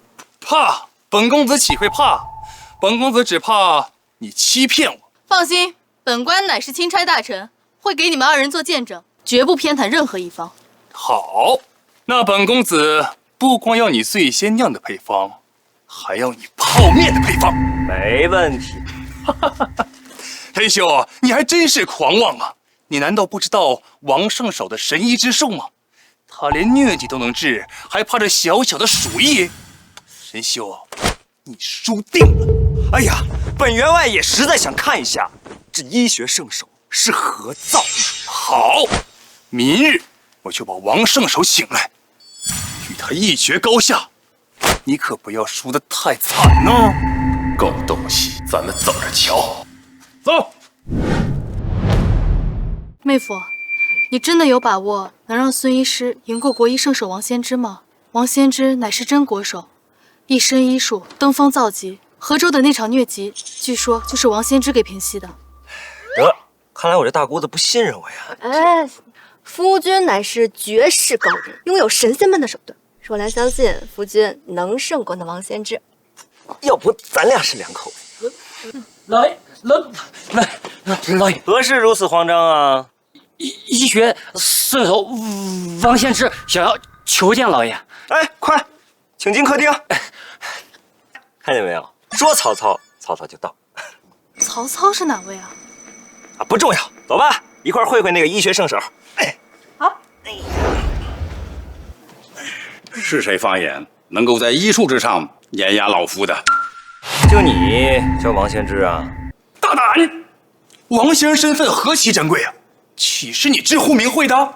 就你这乳臭未干的毛头小子，怎么想和老夫比比医术？哎，不，可不是我要跟您比，而是我这五道口妓院的医师要同您比较。五道口妓院？笑话！老夫行医多年，从未听过天下有此医馆。孤陋寡闻了吧你？我这五道口妓院鼎鼎大名啊，这您都没听说过？陈兄，莫要争口舌之辩，拿妓院这种污秽之地来羞辱圣手风骨。没文化可真可怕呀！脑袋长屁股上了？陈兄，我们手底下见真章，莫要在此浪费时间。到时候圣手出手，让你的狂徒们知道什么叫妙手回春。狗东西，王圣手出手，你说定？这几年本圣手真是太过低调了，以至于什么阿狗阿猫的也敢妄言自己的医术超越了我。哎呀，行，那咱们就抓紧时间比试吧。比试的地点我已经派人找好了，请。这样吧，为了保持公平起见，您家这位王先生和我家孙医师分别救治一名患者，谁先让其病好恢复行动能力，谁便获胜，如何？区区鼠疫罢了，只要服用了本圣手精心炼制的蛔虫丹，不出1个时辰，便能让其红光满面，能下地自由行走。回春丹1个时辰就能让人痊愈？我去，这该不会是这王年从什么地方找来的江湖骗子吧？来了，院长，青霉素已经经过了临床试验过了，效果很显著。好，准备开始吧。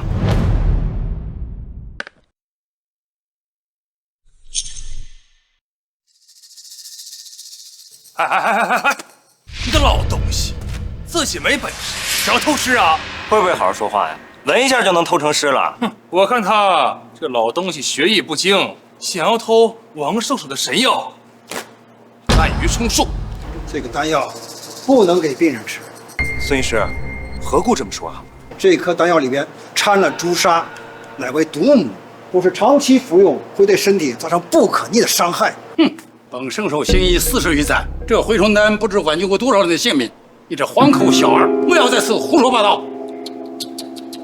陈兄，我看你是怕输吧，跟这老东西演了波说谎啊！啊，王兄啊，这样，倘若你这丹药病人吃了之后身体出现异样，该当如何呀？那我王家全负责你陈家园所有患者的医药费，我包了。那既然如此，随便吧。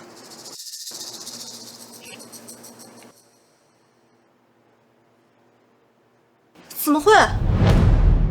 怎么会？他的脸色明显比刚刚好了很多。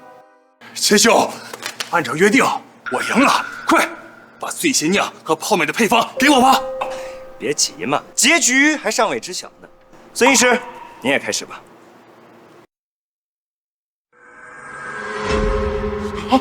陈兄，光天化日，你竟然怂恿手下行凶！你没见过世面就少逼逼两句。不是，我那是注射药剂，让病人能够快速吸收药的。笑话！老夫纵横一道这么多年，从未听闻有这种治疗方法。我看你分明就是有意害人。谁害人？心里没点逼数吗？他这样真的能医治好患者吗？放心吧，这药都临床实验过，绝对没问题。陈兄，都什么时候了，还在这里虚张声势啊？真是死鸭子嘴硬。他俩救人还是咱俩救人啊？能不能少说两句？这位大人，到时候我希望遵守约定，可不要偏袒陈修啊。那是自然，本官绝不偏袒任何一方。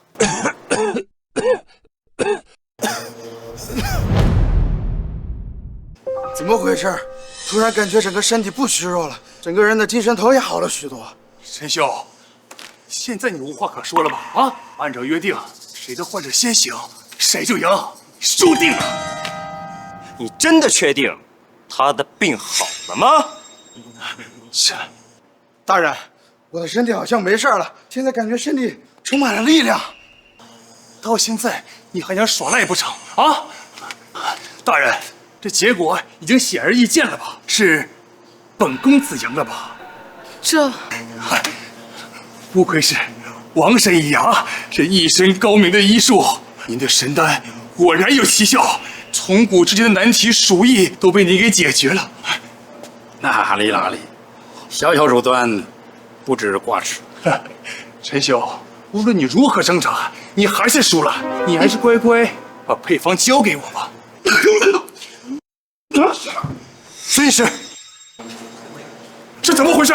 事到如今，你还没看出来吗？他根本就不是什么圣手，就是一江湖骗子。黄口小儿，你莫再刺血口喷人！这不可能！陈兄，一定是你提前给患者动了手脚，你还好生卑鄙！现在输了就开始无能狂怒了是吧？好，我来告诉你，病人本来就已经患得了鼠疫，这老头还给他吃那什么毒丹，两者相加在一起，气血攻心，这才导致昏迷。你休要胡言！这蛔虫丹怎么可能是毒丹？刚才的效果，你们可是都是看见的。效果，透支生命力来换来的临时健康，这种丹药，试问天下人谁敢要？说的什么？本圣手听不懂。陈兄，你比不起就不要比啊！不要在此行小人行径，侮辱王神医高尚的品格。我呸！什么狗屁人格呀！老头儿，之前用你这毒丹，没少做些敛财的勾当。你莫要在此凭空误人清白。猛男，老爷有何吩咐？陈兄，你比不过，动手了是吗？不，王先生，您刚才不是说这是灵丹妙药吗？那这病人吃了都能好，活人吃了那肯定生龙活虎、延年益寿啊！你要干什么？喂你吃药啊！上去！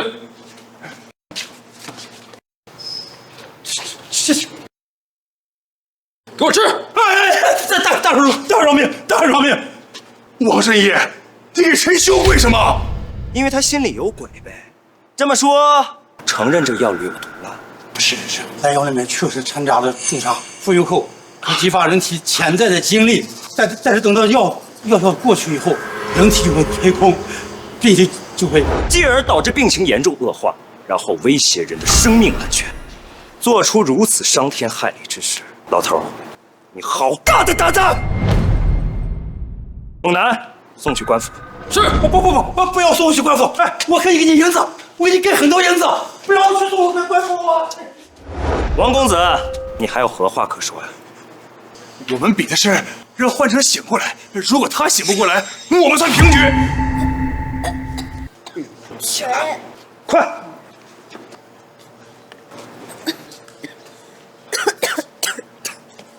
病人的症状得到了明显的改善，照这种趋势下去，用不了多久，病人就能痊愈了。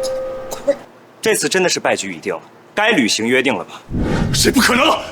陈兄，你是以从中作梗，这比赛我不认。想耍赖啊？我这六脉神剑真是饥渴难耐。别杀我！别杀我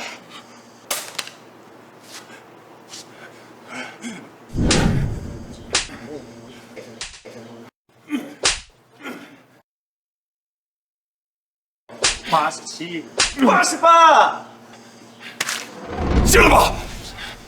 哎，王兄，闪傻了，还有事儿没做呢？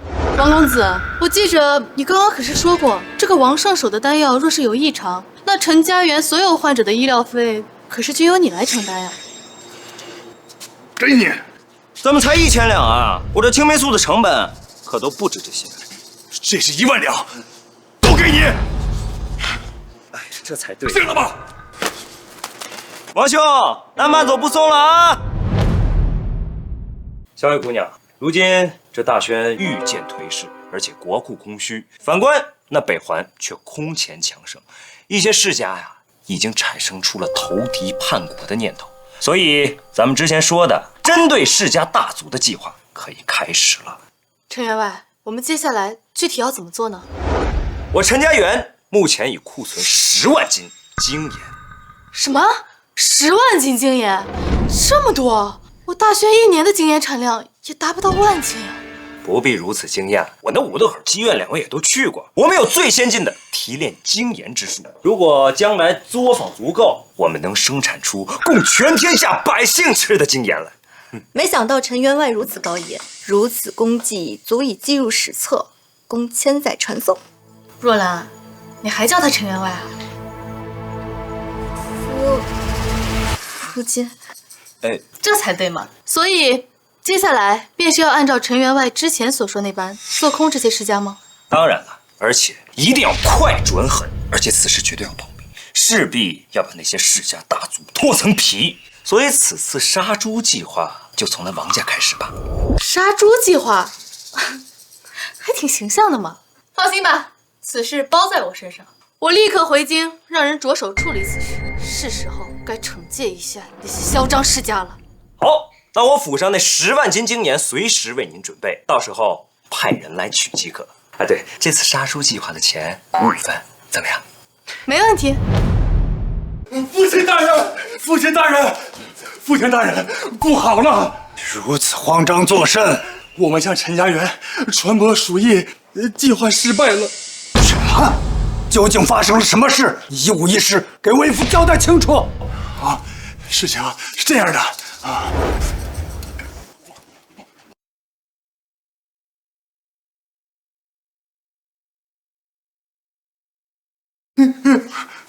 事情就是这样的，父亲。你是说陈修平息了陈家园的鼠疫？这怎么可能？事实的确如此啊，父亲。那陈修什么五道口妓院的医师朝那个患者屁股上扎了一针，没过多久，那个患者竟然病情好转了，这简直是匪夷所思啊！说是陈修这手法层出不穷，说他是仙人也不为过呀。父亲，我们还要继续针对陈修吗？此子3番5次与我王家作对，乃是大患。更何况我王家也与他结下死仇，一日不死不休，必须除掉。不，可是父亲，那陈修具有仙人之力，我们无可奈何呀。单靠我王家的确对付不了他，看来还要借助外力。外力？北环。父亲大人，您这话何意呀？如今的大宣日渐颓势，已然是灭国之象。我们只要讨好北环，跟北环的高层打好关系，北环大军攻破大宣后，我王家依然是权贵世家，到时实现升迁也不为过。可是父亲，短时间内这北环不可能来攻打大宣吧？他们国家现在正在闹蝗灾，自顾不暇才对吧？你懂什么？正因如此，他们退无可退，只会向大宣开战，否则都得饿死。若是北环20万铁骑挥军南下，如今的大宣朝纲混乱，此战必败。到时候我们再将陈修的秘密告诉给北环，他们自然会帮我们除掉那个小畜生，我们王家还会落得一个大功勋。原来如此啊！陈修那狗东西面对北环的20万铁骑，他连屁都不是啊！他武功再高又如何呀？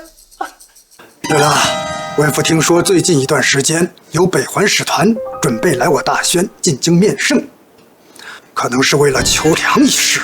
届时你让人密切注意其动向，这可是结交北环的一个大好机会。好，孩儿这就去做。陈修，你这狗东西，本公子看你还能嚣张到几时？去吧。陛下已按照您的吩咐，陈家园的精盐已派人尽数取到。很好，吩咐下去，杀猪行动可以开始了。对了，先从王家下手。是。那些背地里巧取豪夺的世家，朕一个也不会放过。这是上等的精盐，又比进贡的还要珍贵，而且是一斤难求，不是你们有钱就能买得到的。这时候此乃从西域进口的上等精盐。精盐？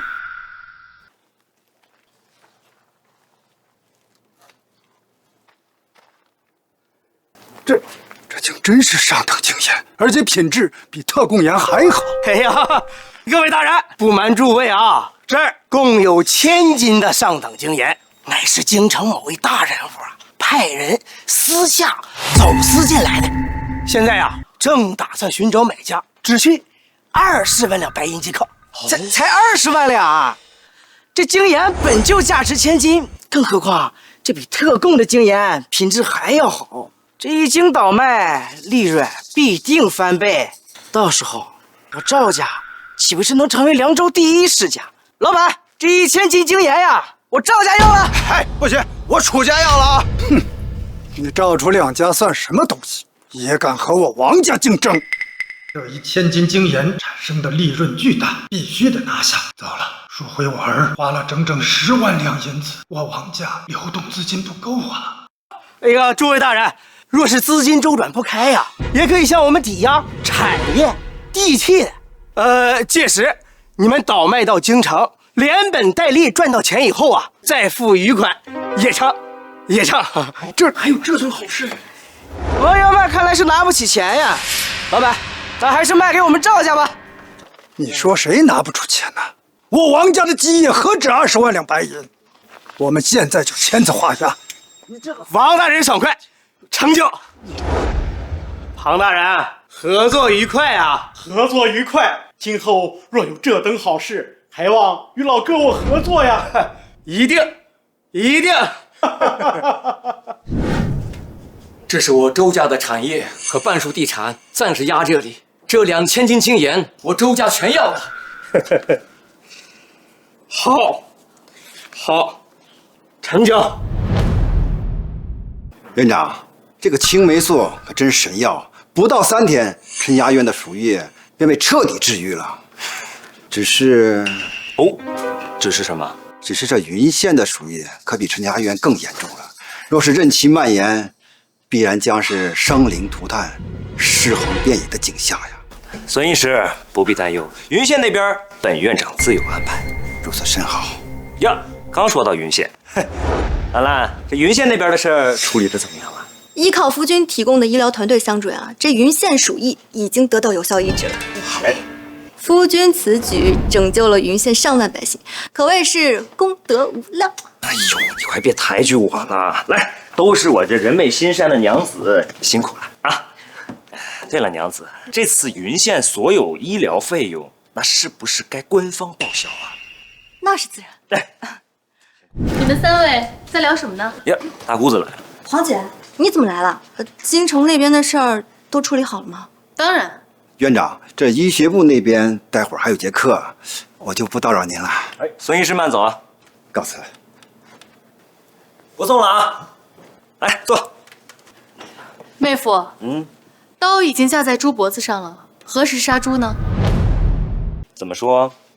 我已安排人先将3万斤精盐私下高价卖给了各大世家，他们果然如妹夫所料，被利益冲昏了头脑，纷纷上钩。单单是3万斤精盐就卖了600万两银子，即使是5-5分成，也能让我大宣国库充盈不少。让子弹再飞一会儿吧。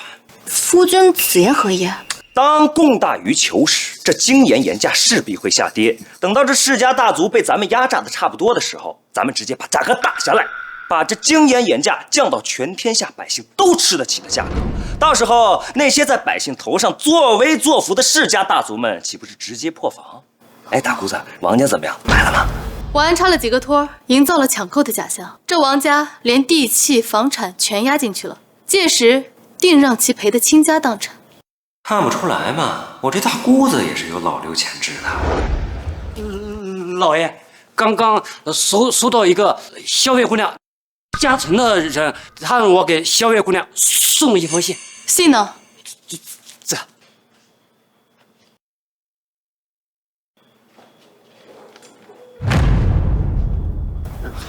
姐，你脸色好像不太好，是发生什么了吗？北环使团3日后准备入京面圣，此行竟连那北环国师以及7池神女也来了，必定所图甚大。国师、神女，这北环国这么中二吗？这都是些什么玩意儿？他们可不是什么玩意儿。怎么说？那个北环国师据说通晓巫术，可下火海、入油锅，神乎其技。那个七尺神女乃是北环公主，出生便可引发百鸟朝凤神技，可谓是天下闻名。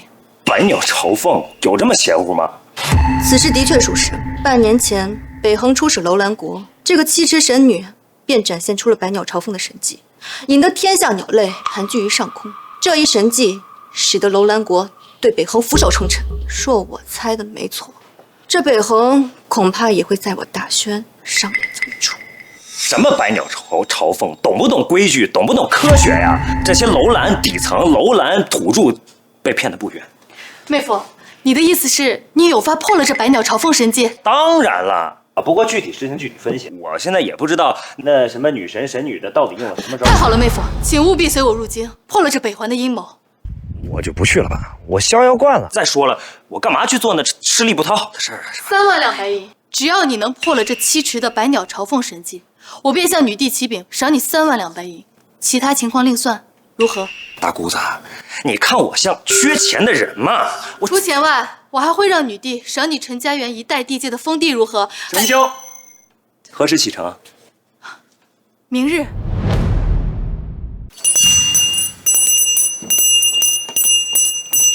公主，凉州王家嫡子王年求见，说是有厚礼相赠。这大宣还没亡呢，就来巴结我北环了。看来这大宣将要气数将尽呀。当然，等我们从大宣手中拿到粮食，我北环20万铁骑必将挥军南下，一举大破大宣。这些年，凉州边关有镇北王镇守，每逢交战，他都头戴面具，屠戮我众多北环将士。等我北环大破这大宣，我倒看看这镇北王到底是何名目。走吧，去见见这王年。如果他是条好狗，本公主不建议收下他。公主请。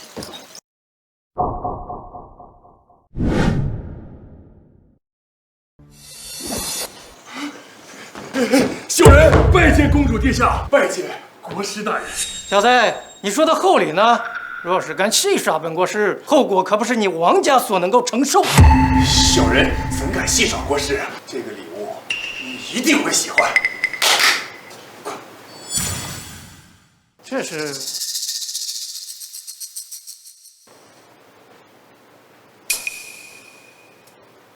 这是精盐，而且还是上等的精盐。什么？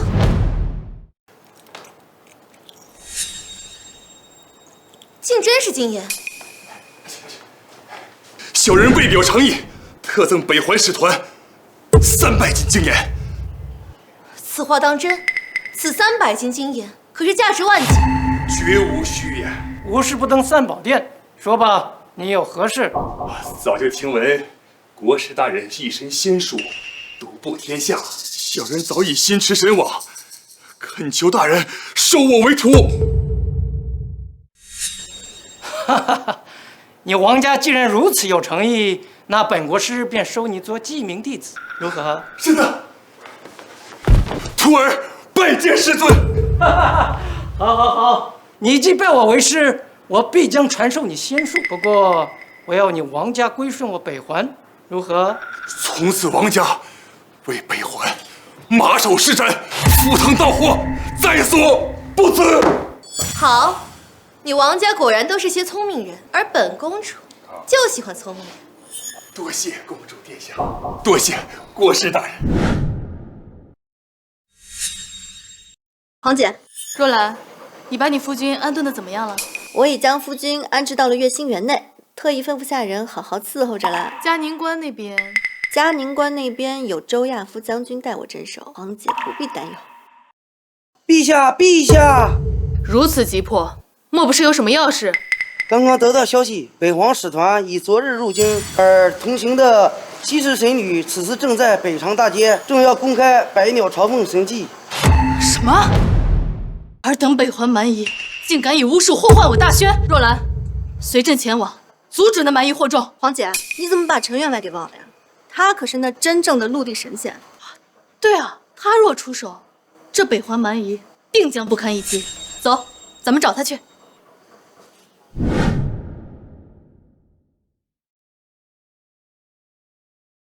你先下去吧。是。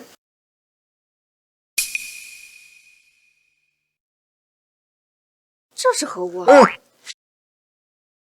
哦，你俩呀，吓死我了，我正做梦呢。妹夫，那个七池果然要在我京城百姓前施展北环巫术，召唤群鸟。该如何打破这巫术呢？就这事儿啊，放心，我已经派孟南去北环蛮夷住的地方调查，根本就不是什么百鸟朝凤，那是典型生物学的条件反射现象。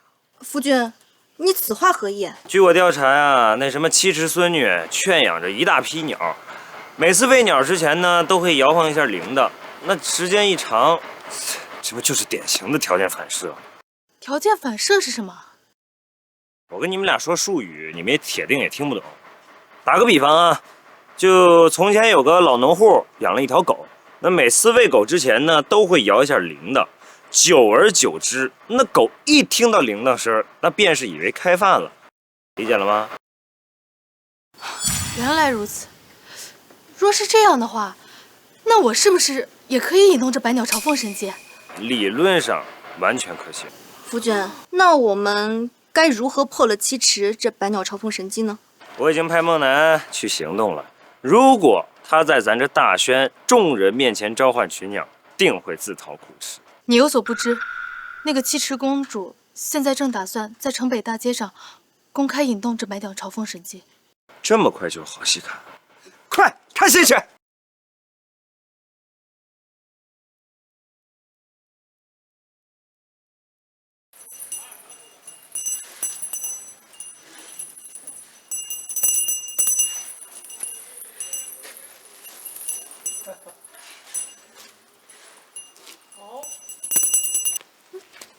夫君，这天看着也不像要下雨的样子，你为何要带伞呢？天机不可泄露。快看呀，传说中的七池神女就在移动百鸟朝凤真迹。哼，我倒要看看这百鸟朝凤是何模样。走。哎，鸟真来了呀！哎，这边也有，这边也有。这真是神女啊！这真的鸟来了，神迹啊！这是神迹啊！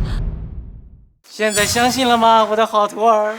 相信了，信了。这北环公主还真是神女啊！等此件事了了，我便教你下油锅的仙术。你若习得，定能名扬大宣。师傅，果真吗？当然。多谢师傅。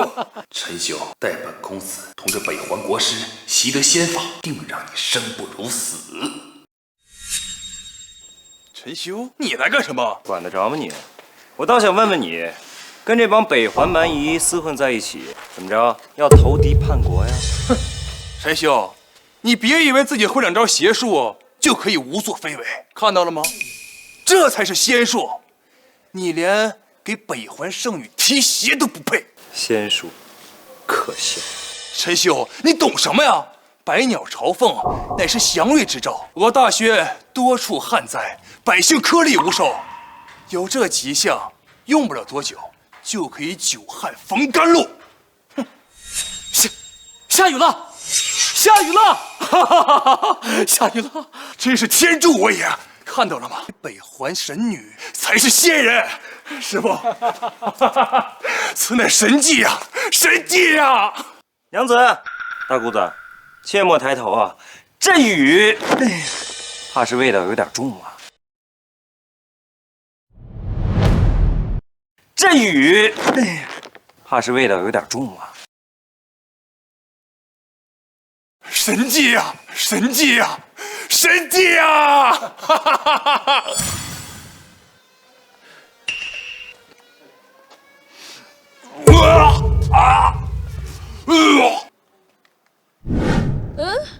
这个雨的颜色怎么是白色的？这不对呀，这味道还这么奇怪啊！这不是鸟屎吗？不，这什么狗屁雨啊！这是个鸟屎雨啊！快跑！啊靠！还真是鸟屎！啊，你快过来吧你！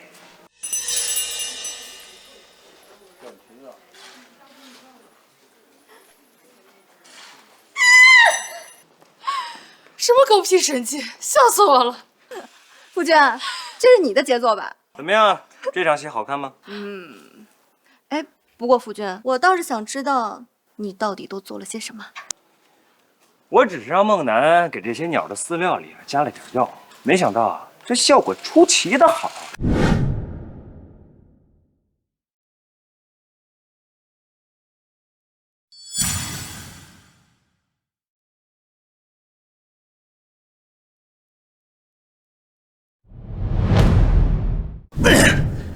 怎么样啊？这次本员外可是圆满完成任务。那除了之前说的封地，那女帝是不是应该额外再给点儿？当然，不过要等北环使团之事过去，届时女帝才会论功行赏。可以，可以，这点时间我还是能等的。妹夫，这是你与若兰的婚书，若兰这边我已经让她签字了，你看看，没什么问题的话，你也签下吧。哎，不过这婚姻可不是儿戏，签下之后可不许反悔哦。你这说的什么话？若兰如此佳人，本员外宝贝还来不及呢，后悔绝无可能。来人，拿笔。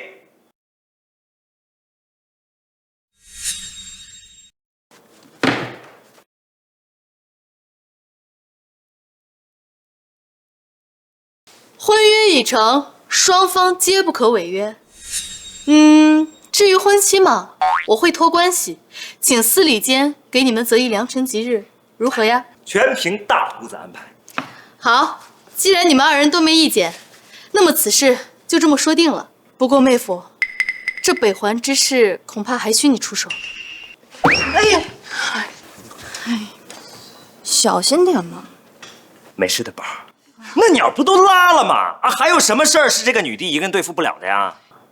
相传，北环国师可以下火海、入油锅。不仅如此，北环使团一行，听说还藏有宗师级高手。明日入朝面圣，想必这北环定会向我大宣发难，以此来向我朝索要粮食。就这点事儿啊，还需要本员外亲自出马？哎呀，我看这女帝呀，比我想象中的还菜。这可是你立功的好机会，你就说你答应不答应吧？答应啊，我哪敢不答应啊？不就是对付北环宵小吗？这事我擅长。好，那明日你便在宫外最近的平安客栈等待，一有需要，我便会立即让人带你入宫。哎，对了，这次呢，我有一个条件。什么条件？我需要带我的人入宫，并且全程畅通无阻，便于我布置针对这北环蛮夷的计划，如何？好，我会给每个人发块大内侍卫令牌，让他们自由出入宫内，如何？你连这都能弄到？不然呢？愿北环使者觐见。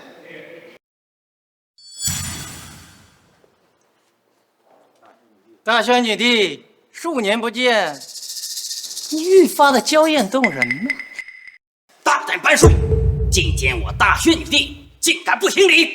我们北环的勇士只见强者，而你大宣女帝不配。朕好生设宴接待你们，你等却如此不知礼数。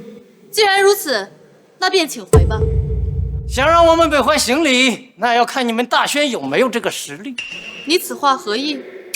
听闻你大宣武林能人辈出，我们北环使团此行恰有4大战神护佑，你们大宣可有人敌得我北环4大战神呢？这怎么不敢了？朕有何不敢？你刚刚那句话说的没错，我大宣确实能人辈出，对付你们北环4大战神还是绰绰有余的。那本公主便拭目以待喽。我北环4大战神都是宗师高手，合力足可力敌千军。区大宣如何能敌？慢着，比试不听点彩头那怎么行呢？说，赌什么？如果你们大宣输了，那就给我们北环300万的粮食。开什么玩笑！我大宣如今正值灾年，若少了那300万担粮食，那得饿死多少百姓？这北环肯定早有准备，我们若与之对赌，定是输多赢少啊！果然如此，你们大宣之人皆是一群鼠辈。怪不得这么些年都赢不了我北环。可恶，这是阳谋。朕若答应，可能将输掉300万担粮食，届时必然有不少灾民得不到赈济，饿死荒野，天下必然大乱。但倘若朕选择怯战，必定会大大影响全军士气。若是此时北环铁骑挥军南下，我大宣必然会立刻陷入风雨飘摇当中，这北环好生的算计。大宣女帝，你如此畏畏缩缩的，那还不如干脆投降，做我们北环的附属国，每年上交赋税，也免得有战败之苦，何乐而不为呢？不就是比试吗？那你说说，若是你们输了，该如何？若兰已经是宗师之境，绝不逊色北环的4大战神，更何况还有妹夫这位绝世高人助阵，朕还怕这区区北环不成？若是你们大宣赢了，我们北环愿意出1万匹战马。什么？1万匹战马？这不就是1万骑兵吗？这1万匹战马的价值甚至不低于300万担粮食。是啊，这北环竟然真打算和我们大宣对赌啊！如此，我大宣将被迫骑虎难下，进退两难呀！众爱卿意下如何？陛下，此事万万不可！我大宣自大旱灾年以来，天下诸多百姓食不果腹。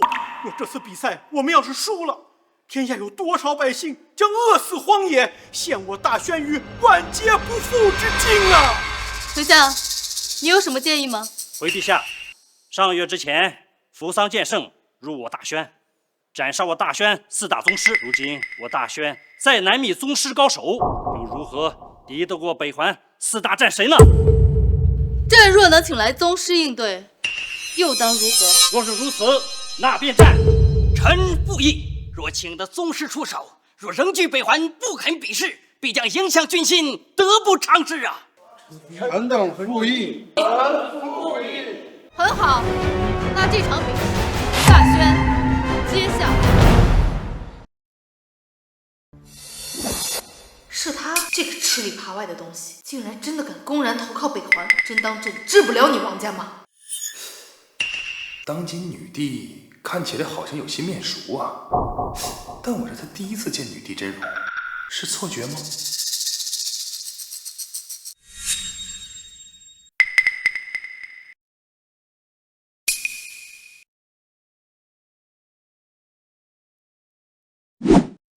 比赛规则很简单，只要你们能够在1个时辰之内击败我北环4大战神，就算你们赢。若是你们在1盏茶的时间内还没人敢上，那便是我们北环胜。台下何人敢与我一战？我来。你是何人？大内侍卫。大内侍卫吗？看你能接我几招！狂我！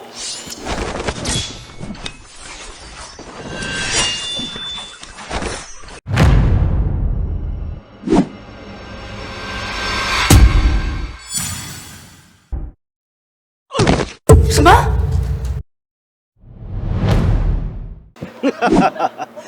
你们大宣的勇士，难道都是这些垃圾货色吗？大宣女帝，我看你还是认输吧，不要做没有意义的挣扎。是啊，乖乖认输，把粮食交给我们，也能省去一番屈辱，不是？尔等蛮夷，如我大宣是想开战不成？是啊，是啊，想开战吗？要战便战，我北环还怕你不成？有本事就派人击败我北环战神。你又是何人？是他，镇北王。什么？就是那个勇冠3军，让北环大军视为恶魔的镇北王。有镇北王在，什么北环4大战神，只是土鸡瓦狗罢了。失策，没想到镇北王竟然在京中。不过没关系，镇北王又如何？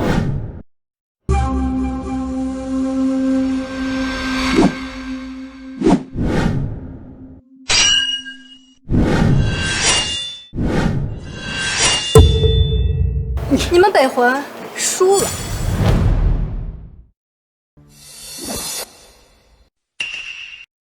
你们竟以多欺少，难道想公然违规不成？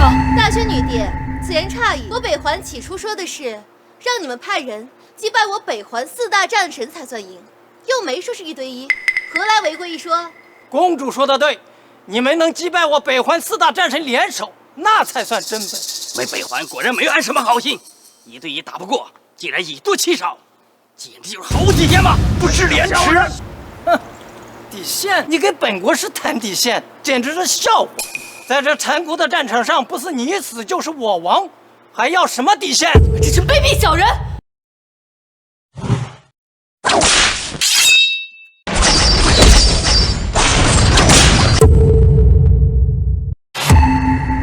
糟了，躲不开了！本王今日难道就要交代在这儿吗？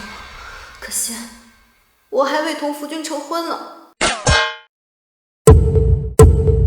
一群鼠辈，敢在我大轩如此肆无忌惮，当诛！是谁？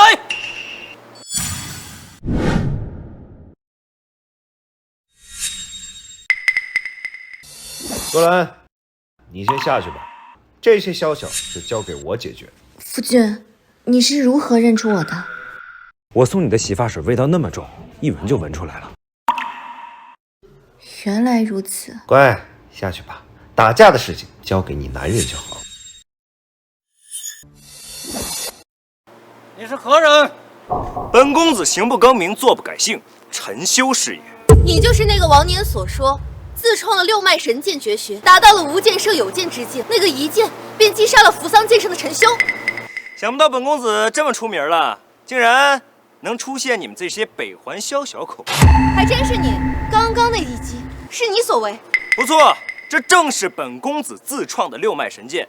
我奉劝尔等速速认输，这样本公子还可以考虑饶尔等蝼蚁一命。狂妄！我北环4大战神皆为宗师之境，联手总可以横扫千军，你就一人，竟然敢妄言想杀我北环4大战神！战狼2号已就位，随时等待指示。战狼3号已就位，随时等待指示。那好啊，本公子就在这站着，我看你们这些蝼蚁能否伤我半分。师傅，这陈修6脉神剑确实了得，我们万万不可大意啊！你这是在长苍蝇志气，灭自己威风吗？师傅，徒儿不敢，只是6脉神剑隔空杀人，防不胜防啊！我只是担心。担心什么？我看他这架势，分明是在虚张声势。你们4个给我一起上，击杀陈修者，官城3级，赏银万两。你们敢！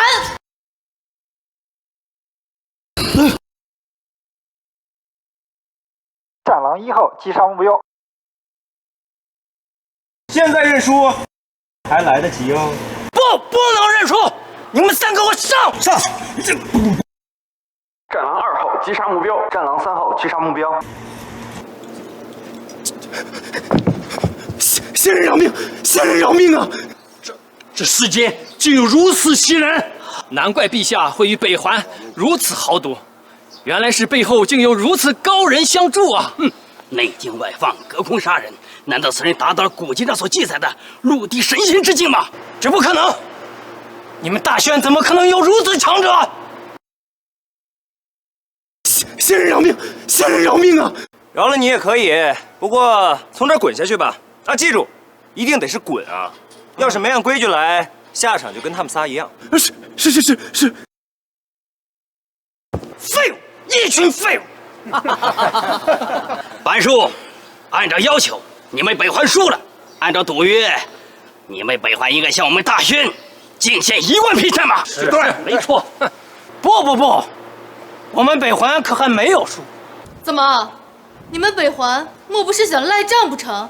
大轩女帝陛下，之前可能你没有听清楚，本国师所说的可是3局2胜。这一局就算你们大轩赢了，若是你们大轩还能赢1局，我们北环自然会认输的。岂有此理！这不是我大姑子吗？她是大轩女帝，开什么国际玩笑？若真是，那本员外之前当着她的面如此羞辱她，糟了，我怕不是要完犊子了吧？哎，那我这未过门的娘子，岂不是当朝公主？那这第2局，你们想比什么呢？比仙术。仙术？要如何比呢？很简单，我们双方各派1名选手施展仙术，谁的仙术更厉害，谁便获胜，如何？仙术？那我这六脉神剑算不算仙术？谁敢跟我比啊？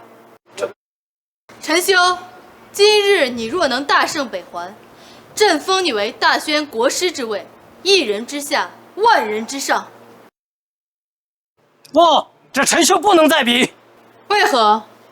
你莫不是怕了不成？下一场我会派我刚叔的徒儿登场。这陈修若是再比，那岂不是以大欺小？师傅，徒儿只是学了些皮毛，真的可以吗？我说你行，你便可以。陛下，跟他比，不就是徒弟吗？我随便派出一个人都远胜他们北环。陈修，你得意什么？你不就会点功夫吗？论仙术，10个你都不及我师傅。朕答应你们第2场比试。班叔，你这徒弟是要施展什么仙术呢？当然是下油锅之术。什么？下油锅？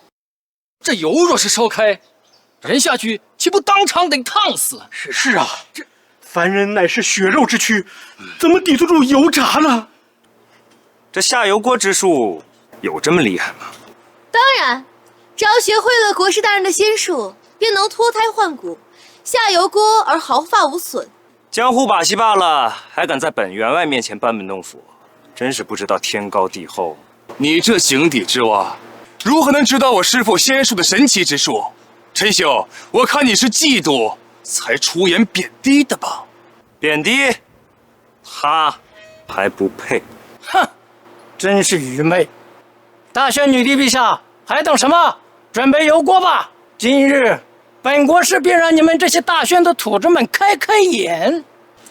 你去差人准备吧。是。接下来就看你的了。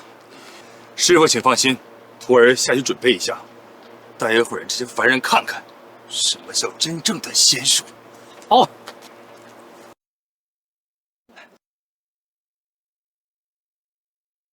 夫君，没想到这位高人竟和镇北王认识。自从若兰12岁跟随周将军执军以来，一直隐藏公主身份，在边疆屡获奇功，直至成就如今威名赫赫的镇北王。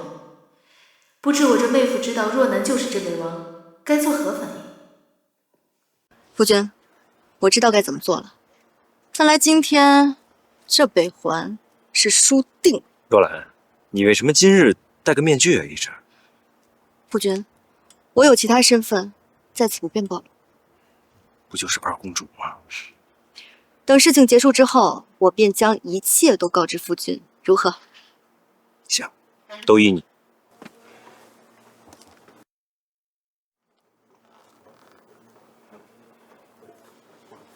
哦，叔父，这怎么可能？他竟然没有受伤！他莫不是真会仙术不成？我这便带人揭穿这家伙的把戏。来人，把他给我押起来！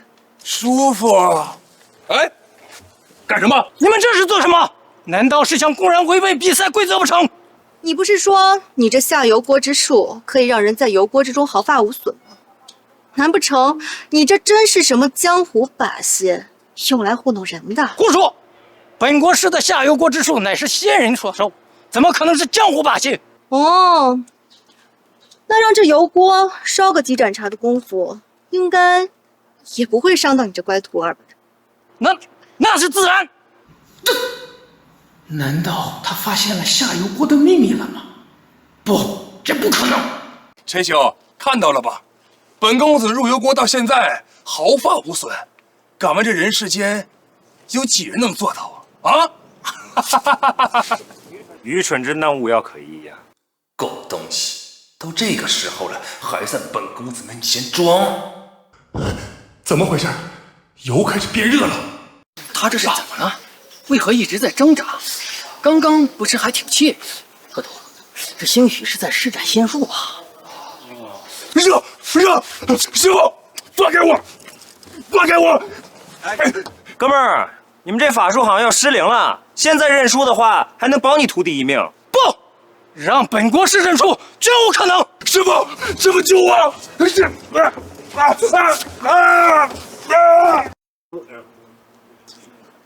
王兄，一路走好。怎么办啊？现在是不是你们北环输了？哼，你得意什么？这只不过是最近几天本国师刚收的弟子，仙术不精，施法失败，也在情理之中。番薯，按照赌约，你们施展仙术失败，所以按照3局2胜制，是你们北环输了。输了？你们大宣还未施展仙术，怎么能说我们北环输了？就是，你们大宣必须施展出足够惊人的仙术，才算得上赢。你们大宣必须施展出足够惊人的仙术，才算得上赢。哎，刚才来的唐突，还没时间打招呼，想必您就是近来闻名京城的鸟屎神女吧？你既然敢羞辱本公主，本公主是不会放过你的。你若敢动她，我便取你首级。哼！你们大宣就是如此对待使者的吗？哎，别急啊，他还没死呢。你若真有本事，现在就安排人上来施展仙术，否则这局不算，我们还需另外再比上一局。陈修，你可有弟子施展仙法？陛下放心，我已经吩咐过徒弟了，只需盏茶的功夫便可。不过朕很好奇，你这徒弟施展的是什么仙术？陛下，类似于点石成金之术。点石成金之术，虚无缥缈。你若会此仙术，岂不早就是天下巨富了？是啊，这点石成金乃是传说中真仙才会施展的法术。陈修武功再高，可怎么会此术呢？哎，别急，我只是说类似于点石成金之术。陈修，那你这点石成金指的是？敢问陛下，在这酷暑之际，咱们冰块的价格是几何呀？冰块的价格相当昂贵呀，在这京城之中，价格达到了3两1斤，而且还是有价无市啊。好，那等会儿我就让我这徒弟为大家施展化水为冰之术。什么？为大家施展化水为冰之术。哼，这不可能！化水为冰之术有违自然规律，你简直就是在胡说八道。那就是因为不可能，所以称之为仙术啊！你不是也会吗？怎么？难道你是江湖骗子啊？哼！陈修是吧？若你真能让人施展出这化水为冰之术，我北环便立刻认输，将这1万匹战马给大宣，如何？鸟屎神女，你说这话我能信吗？你若真能让人施展出如此神术，我北环1万匹战马一匹都不会少你们的。有了这1万匹战马，我镇北军便能训练出1万铁骑，军队整体战力也能精进不少。萧大人，依您看，这个陈修所说的化水为冰之术是真是假呀？这个我还真说不准。刚才的施展的手段已经远超宗师，但这化水为冰之术太过猎奇，本官也拿不准呐。大人，一切都已准备就绪，那就准备开始吧，让这些北环蛮夷看看什么才是真正的仙术。是。这个时代如今可还没有消食制冰之术呢，正好可以人前显圣一步。鸟屎神女，睁大眼睛看仔细哦，故弄玄虚。开始吧。是。等一下，你要作甚啊？哼，本国师检查一下你有没有在水里动手脚啊。怎么样？检查出什么来了吗？本国师倒要看看接下来你如何化水为冰。你这国师还真是愚昧无知啊！开始。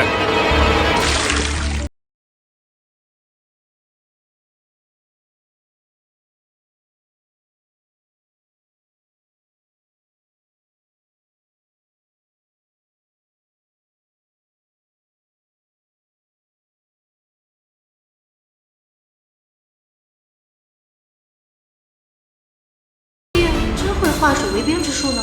若是这陈修真会那化水为冰之术，那他岂不是可以轻易做到共产敌国呀？哼，这不可能吧？他要真会此法，他不应该籍籍无名才是。我看就是在招摇过市。你们快看，黑衣的水结冰了！什么？呦，还不错嘛，检验检验啊，鸟屎神女。什么？这竟然真是冰块？不可能，这怎么可能？这事实摆在面前，是你们北环输了。你这家伙到底使用了什么妖术？哎，我这个人不喜欢别人指我啊。够了，我们北环认输。大宣女帝，1万匹战马改日奉上，来凉州边境取边好。好，公主殿下，我们走。慢走不送了啊！陈修，陛下叫你呢。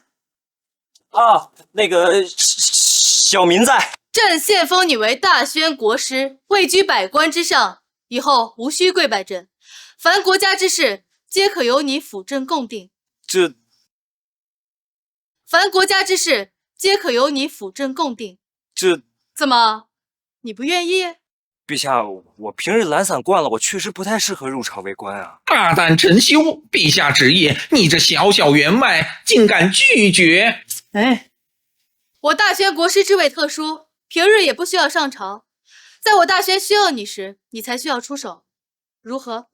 那陛下，你之前答应给我那块地，你若做我大宣国师，朕赐你景县内良田万亩。好，那这国师我当便是，多谢陛下。众爱卿可有异议？萧兄，你如何看待这陈修当选我大宣国师呢？此人能力挫北环，自身才能不必多说，单单治兵一术便是玄之又玄，其才能远在北环国师之上，当选我大宣国师并无不可啊！是啊，若非这陈修，今日我大宣必定败多胜少，陷入进退维谷之境。分无异。好，那即日起，陈修便是我大宣国师。若兰，你不仅是大宣二公主，还是传闻中被人奉为杀神的镇北王。妹夫，我家若兰巾帼不让须眉，而且又生得貌美如花，你能娶她，可是你赚大了呀。我去，若是把这尊杀神娶回去，本员外以后怕不是要被家暴吧？若兰，你说你如此优秀，我实在自惭形秽啊。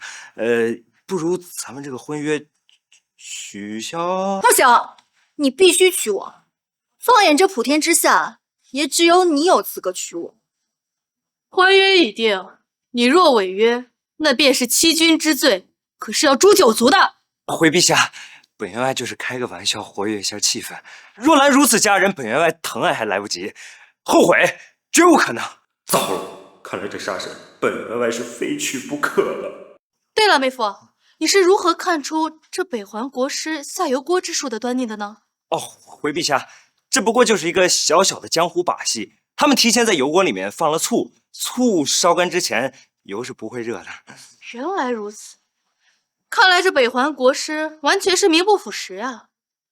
哎，妹夫，你那化水为冰之术甚是神奇，这其中是有什么原理吗？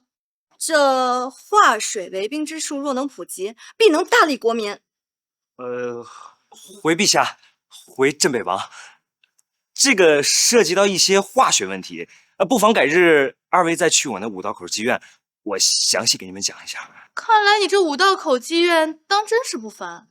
等过些时日，朕便让皇宫里的皇子、公主去你那五道口妓院学习几日。什么？怎么不愿意啊？没有，陛下，我只是太突然了。这该死的陈修，竟敢坏我北环大计！本公主誓要将你碎尸万段！公主息怒，此次大宣之行，我们也并非全然失败。此话何意？这大宣诸多世家都已经意识到我北环必将挥军南下，纷纷已是风声鹤唳，大部分世家都心生投诚之意。借此机会，我们便可以收购这些世家手中的粮食。这些世家只要不蠢，都会以极低的价格卖给我。如此一来，短时间内我们收购200万担粮食也并非难事啊。此计甚妙，甚妙呀！待我大环将粮食取回，然后挥军南下，我定要将这陈修给凌迟处死。妹夫若兰，司礼监说下个月15就是个好日子，你们二人意下如何呀？一切都听皇姐安排。妹夫，你的意思呢？陛下，我那个陛下的意思就是臣的意思。既然如此，那你们的婚约就这么说定了。陛下，大事不好了！何事如此慌张？何事如此慌张？启奏陛下，北荒使团一律在京城大肆收购粮食。如今粮价高昂，他北环若是有钱，让其收购又有何妨？不是陛下，是那些世家粮商，他们既然把我们大宣的粮食以1成不够的价格卖给了北荒，这群吃里扒外的家伙，这不是明摆着巴结着北环吗？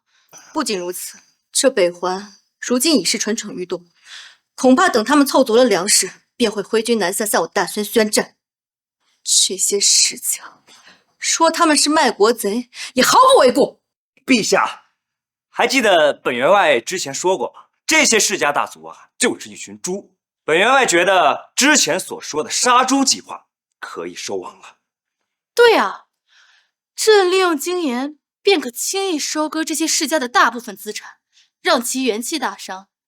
届时，朕看这些世家可还有余粮低价卖给这北环。魏公公，老奴才即刻通知大内统领，跟他说，杀猪计划可以收网了。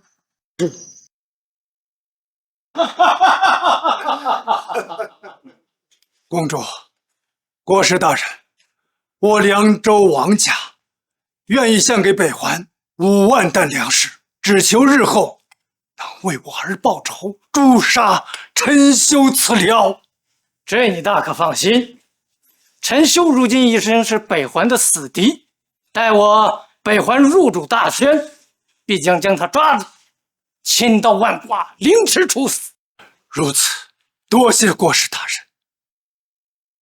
陈修，你害死我儿，我恨不得将你生吞活剥，就先让你猖狂一阵吧。待到北环20万铁骑攻破大宣，任你3头6臂，也绝迹十死无生。不好了，大人！不好了，大人！大事不好了，大人！如此惊慌甚是，没见我正在面见贵客吗？大人，今日一早有大量金盐流入市场，金盐价格大降，降了多少？从300两银子1斤降到了不足10两1斤。什么？开什么玩笑！金盐以前一直是有价无市，怎么可能一下子有这么多入市？老爷，小的也不知道啊，这事儿你去集市上一打听，便知真伪。老爷，老爷，不好了，大事不好了！还不快说！老爷，今年的盐食价格猛降，现在已经不足10两银子1斤了呀！老爷，不可能，这不是真的！老爷，你先起来，老爷。老爷，那个金盐的价格狂跌。此事竟然是真的！老爷，千真万确啊！不仅如此，你之前将我王家的地契、产业全数抵押给别人，那些人现在正拿着抵押字据，准备对我王家抄家呢！啊！老爷，完了！本官可是压了30万两在金盐上，那可是我庞家多年的积蓄啊！该死！这大宣从什么地方弄来这么多金盐？哦，这位大人，小的听说这些金盐都是由官家出手，限量售卖，那些闹事儿的人全都被抓进官府了。这大宣女帝一向软弱无能，一直被众世家所牵制，什么时候有了这样的手段？国师，好在我们这次也收购到了100万担粮食，也足够充当南下的军粮了。也是，待我北环大军一举南下，拿下这大宣，到时候无论是金盐还是粮食，都是我们的囊中之物。哈哈哈哈哈哈！微臣参见陛下。平身。谢陛下。说吧，何事？陛下，收网行动已经完成，那些与北环同流合污的世家，家产都已被金盐搜空大半以上，更有甚者已经破产。已无力向北环提供任何的资源。经此，我大宣国库瞬间充盈。不仅如此，我们还从许多粮贩手中通过抵押字据收获到了200余万担粮食。太好了，有了这些粮食，就可以正式开展以工代赈行动，拯救灾民，发展国力了。陛下，还有一事。继续说。北环之人想低价大量购买我们大宣的精盐，好运回北环高价贩卖，但是都被我给制止了。我们采取了限量贩卖的模式，以此避免不良商贩从中牟利。此事你做得很好。这北环如今是狼子野心，岂能将如此重要的资源卖给他们？传朕旨意，我大宣精盐严禁走私卖给北环，违者斩立决。是。老爷好。夫君，你带我来这里是有何事啊？若兰，你忘了这下个月的15号可是咱俩的婚礼呀！本员外为你特地设计了一件婚裙，交给四娘制作，今儿刚刚制作好，带你来看看。夫君，你还会服装设计？那是，你也不看看为夫是谁？来。